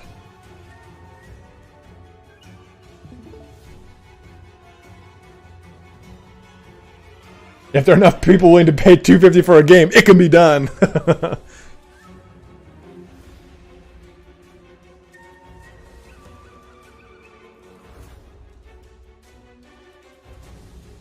You know, Ravesar said you can like a content creator and still not agree with him on all points. I agree with you, but for a lot of things, a lot of people think that is a sign that you don't like that person. And I mean, Cody shared his thoughts on it, and I told him I disagreed. And guess what? We're still friends. I think Cody enjoyed the game, but I think for like a lot of people, he wanted to see more or something different. Or he wanted to see something tighter. And I don't think there's anything wrong with that. Oh, god damn, dude. Reuse frames for the Chaos Dwarfs? They're just gonna be dwarfs! Check, this is a cool shot.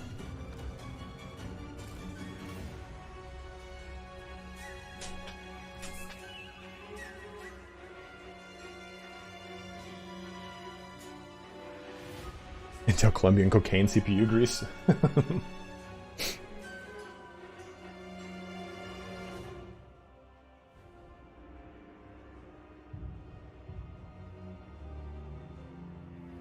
It was really kind of hard to line all these shots up. I had to like cut them all out and everything funky. But I love that. The Chaos Demons, they explode into air when they die. Like they disintegrate, which is super sick. It's super loreful. Let's take a look at that real quick. I have a lot of really cool charges. Here. Nothing that we know yet, Jake. Yeah, they die, they just kind of like disintegrate away.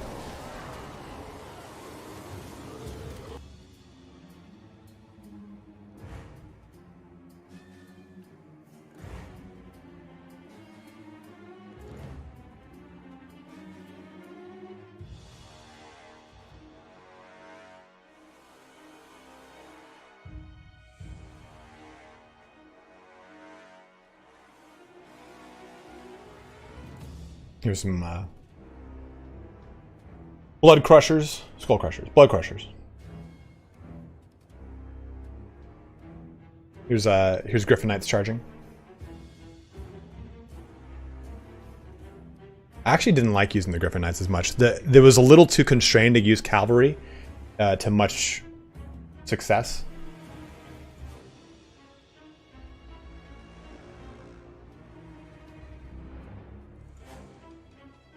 You can see some of the animations just really aren't there. Like, guy just jumped into something like haphazardly. He didn't even put his thing down. Dude, watch this, watch this.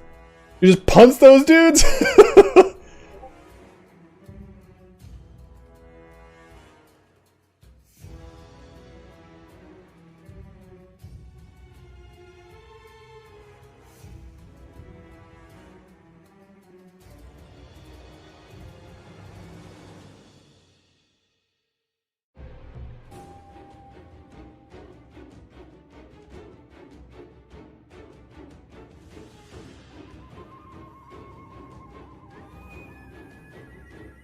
Totally agree with you, Weston. Totally agree with you. All right, guys. It looks like we have reached just about the end of our stream here. We got 10 more minutes, so if there's any other questions you want to ask, please, by all means, go ahead and go for it.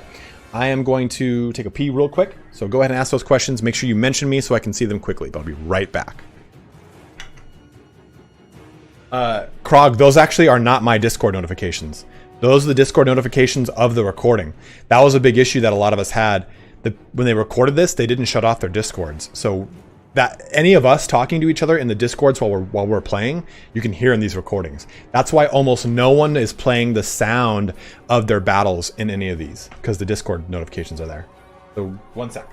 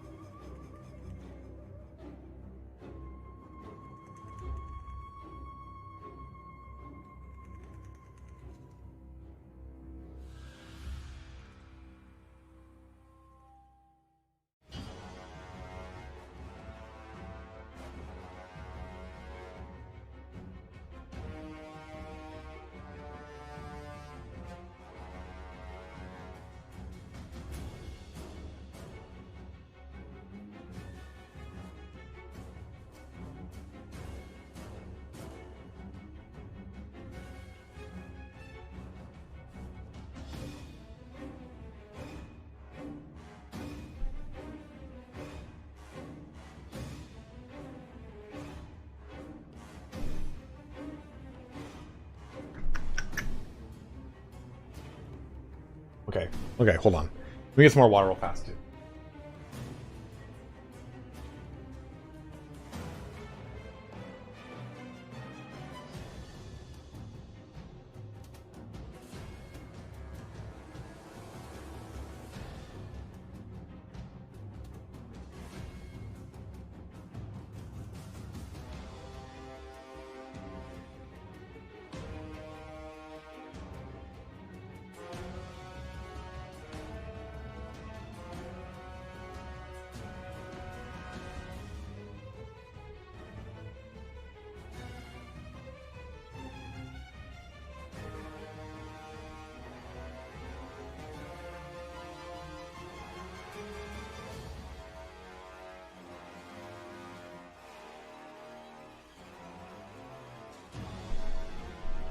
My voice is hoarse. I'm talking. Do you think we'll get new unseen races besides Cathay in the long term? What have they told you? Didn't tell me anything. You guys know what I know now. I do not know. I hope we will. I'll clear the Southern Realms for a DLC in the future. I think it's one of the only other races that could be a possible DLC, Brasswing. Do you think we'll get new answer that. Do you think the negative reaction to the units is just because, at least on combat, both Kislev and Khorne does not seem unique? Yeah, Rye Unbound. I think that once we get full roster reveals of both, then we can talk about the reactions, because we haven't seen their full rosters. Do you think the Dragon Emperor of Cathay will be able to transform into a dragon? I hope he can, Bobberty. If Khorne is daddy and Nurgle is papa, what are the other two? I don't know. Shit. So I would have said like Slaanesh daddy. Like, Daddy, chow.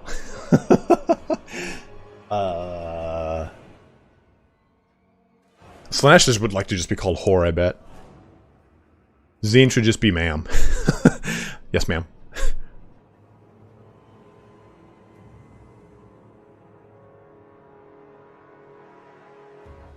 What's up with the halberds or hellblades being on fire or not? Yeah.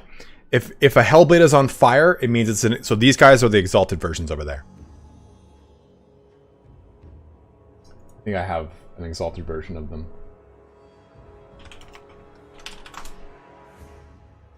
Here we go.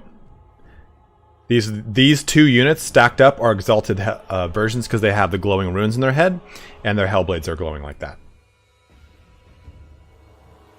How many Bloodthirsters will Krokgar Raffle Stomp in Warhammer 3 do? Like all of them. Stepsister and Weird Uncle. Favorite new unit? Dude, the Zargard are really cool. The Bear Cav are amazing too, obviously, but it's hard to say between the two, to be honest. But also, all the Chaos Warriors with two hand axes, are sick. Do you think the teleport portal mechanics may be the groundwork for mechanics in Age of Sigmar Total War? I don't think so, Sam. I don't think we'd see anything like that. The reason I don't think we'd see an Age of Sigmar Total War anytime soon is because we're so far away from Age of Sigmar's total race release.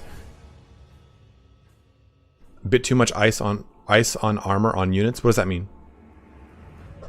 I do not get. If cornered, do you think the dragon? Do you think the negative? Like some realms? Use a bit too much ice chunks. No. I mean, especially if they're glowing like they are, that looks like they're more like magic imbued ice runes and less of like actual solid ice. If they leave Chaos Dwarfs and Ogre Kingdoms for later campaign packs, who has the strongest chance at the pre-order DLC? I think it's Ogre Kingdoms over Dwarfs. Just for the fact that you can easily replace Chaos Dwarfs with Skaven in the meantime. Grenards are feeling that Kislev is kind of power creeping the Empire, both gameplay and lore-wise. Do you believe that to be the case? Do you believe this to be true? I don't know. Only because I don't know if they're changing anything with Empire. I think that Kislev has got a lot of really cool tools, and Kislev seems strong because everything in this fight has been watered down. Nothing is its full unit strength. So Zargard might actually get their ass handed to them by Chaos Warriors. We don't really know. I know a lot of their stats are pretty strong. The Warbears have 75 speed, which a lot of people have said is like stupid high. Maybe that's only just for this battle. It's a little too early to... it's too early to make that distinction because the units of Chaos are definitely nerfed for this, and Kislevs might be buffed for this. So that we know to be certain. Full Winged Lancer stack in a charge would be glorious. Did I show you that? This is the Griffin Legion.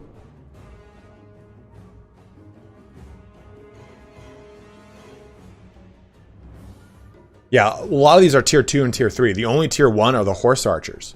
Maybe the Kossars too.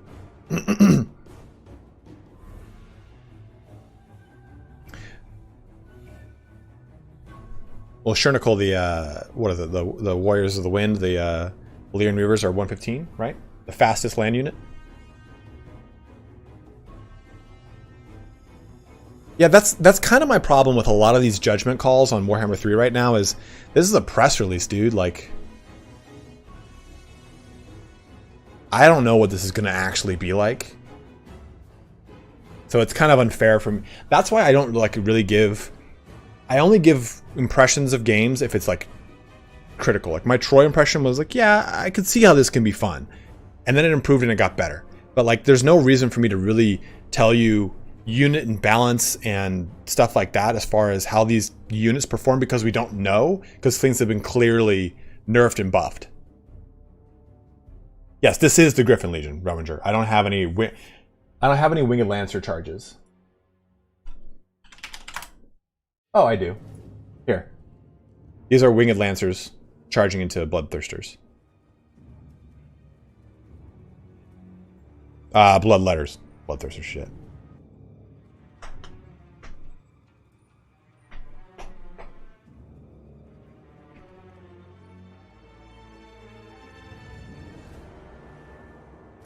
Thank you for the donation, my dude.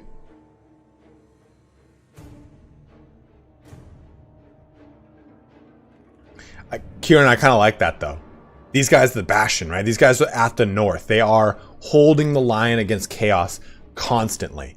Empire is infighting, and Bretonnia is sipping fucking wine from cool chalices. Kislev looks at themselves as different from Bretonnia and Empire, just like Empire and Bretonnia look at themselves as different from one another.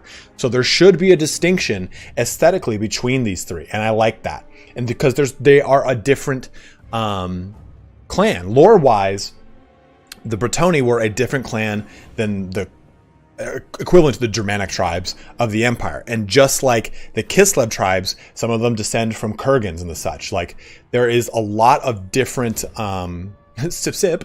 there's a lot of different origins to all three of these factions, even though they're all quote unquote humans. Yeah, no, 100% Kieran. I just wanted to like distinguish it because it is funny. That's what I like about. That's what I love about Kislev, right? Like, well, for one, the Streltsy look like me, but they just like Slav squat and they look grim. A little bit of both, friend Skeleton. We are getting more Winds of Magic, but this was also buffed for the special battle.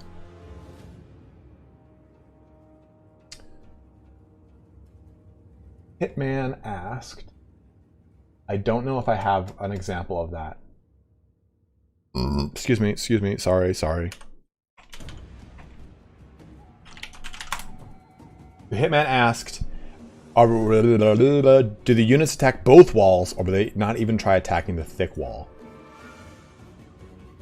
So here is a palisade, and they will attack this. Then they, I think over here, no, this is a monument. This is a monument at that time. This, okay, so what was right here, to answer your question, Hitman, this was the big barricade, the 10K one. So they broke this barricade and I sent my units here to defend it.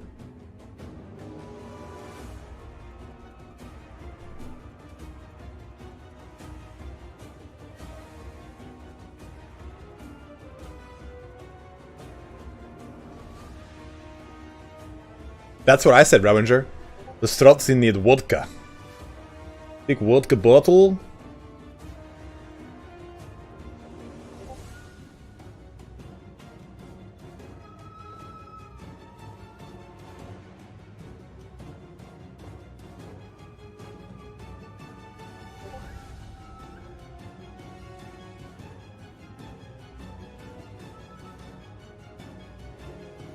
Kimbo ice when you play Kislev.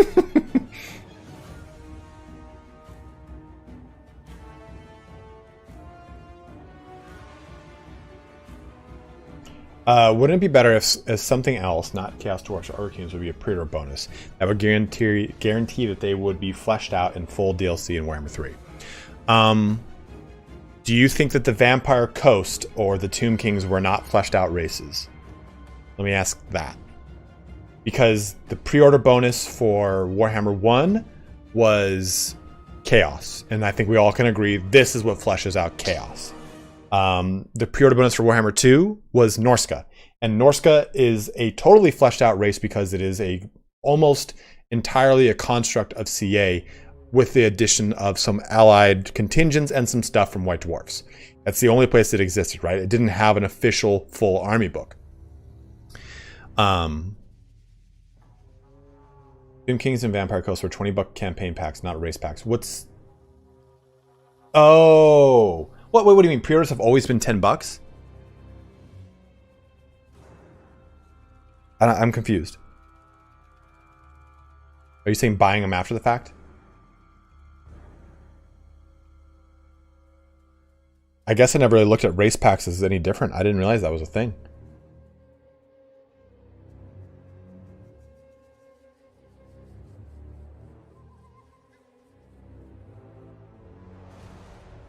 Oh, okay. Honestly, I didn't even consider that at all. I was like, what's the difference, guys? You guys are stupid. That's a great point. You know what? I never really thought of that. Like, Norska is fleshed out enough for me. Like, I guess I don't really need Norska to have more other than Legendary Lords. Chaos, obviously, is missing this.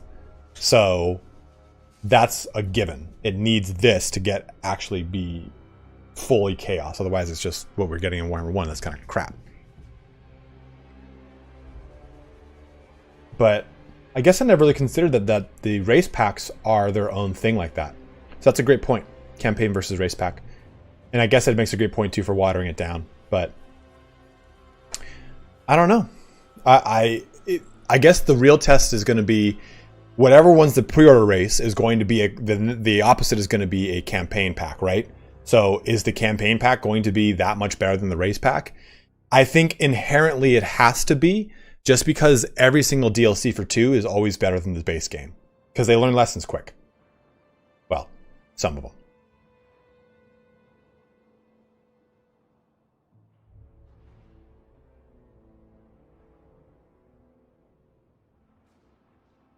Stripping Federation feeder from them just to make us play more time. This needs to change. Does it really? I mean, do you really feel like that's the case? Because I don't feel like that's the case. Yeah, CA still categorized Bretonnia as a race pack even though it's free. That's a good point too. Bretonnia is a free race pack. Babish. This would be another example of do as I say, not as I do. I'm just going to tiny whisk this together. I'm going to go ahead and put it in an oven at 350 degrees for 45 minutes. In the meantime, go and annoy your roommate before asking him to try your new quiche. There you go. What the fuck song? Does that sound like him?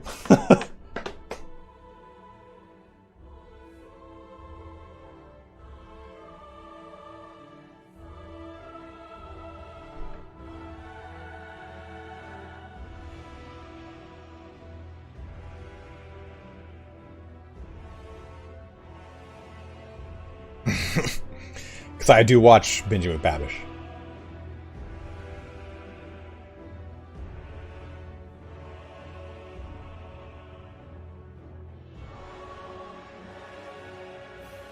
You got engaged? That bastard.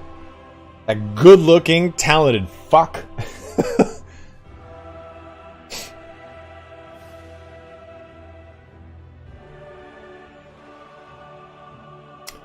Yes, Wolfo, I think stuff like Southern Realms will definitely be an option.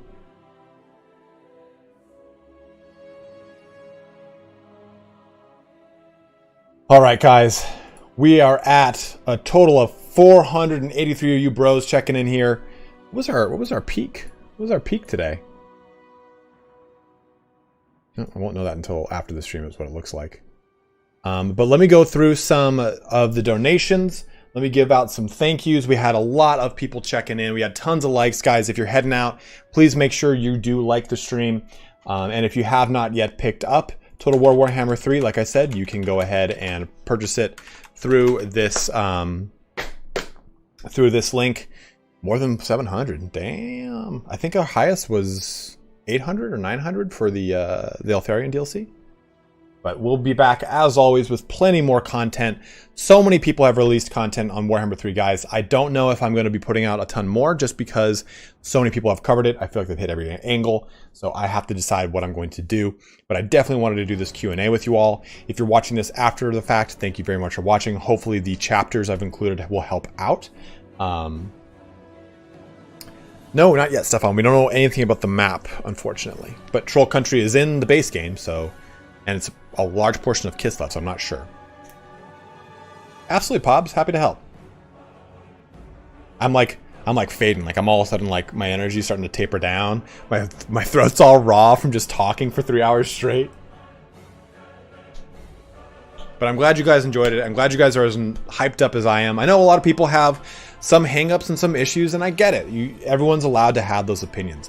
And if someone has those opinions, I really want to make sure all of you guys outside of here take those opinions measuredly, right? Like if someone has a negative opinion about the models or what they've seen, let them have it, but have a discourse with one another. Don't attack the shit out of each other like I always see on forums and Reddits for Total War. It's always kind of like upsetting because some people might have different priorities when it comes to the things that they want in their game. It's totally their prerogative. It's what they pay their fucking money for.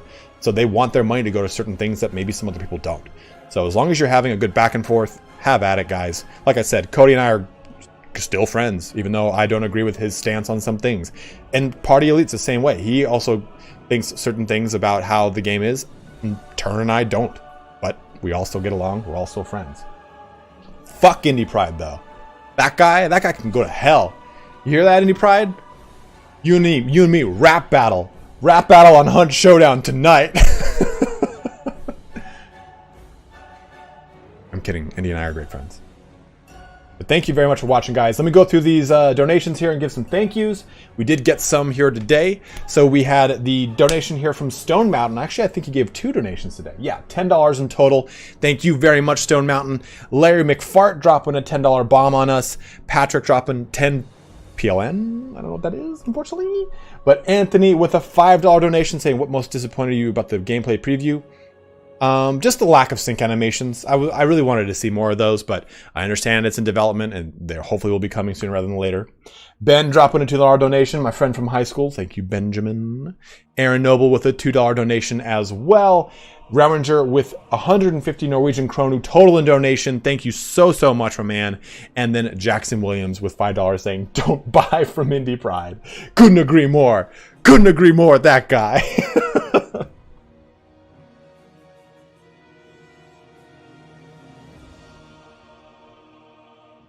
Oh.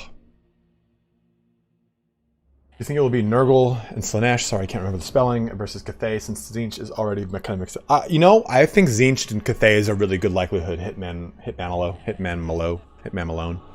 I think that's a really good likelihood. Because Cathay and Zinch have done a lot of stuff. Have done a lot of work together. Done a lot of contract work. But yeah, they're deeply embedded in each other's lores. Good call on that.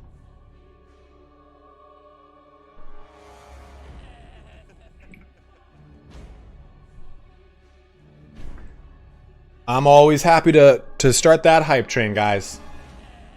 Always happy to do it. And thank you all very much for watching here today. It's been a lot of fun. Make sure you like, comment, subscribe, all that after the fact if you're watching this as a VOD. But thank you so much for watching here today. Looking forward to covering more Total War Warhammer 3. Please go check out Turin, Party Elite, H for Havoc, Cody Bond, Surreal Beliefs.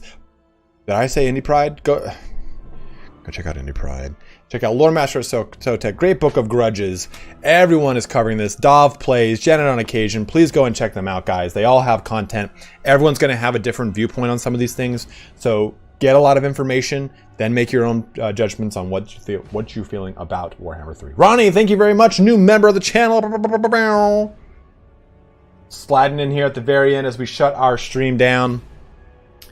But guys, thank you very much for watching here today. Have a good one. And take care.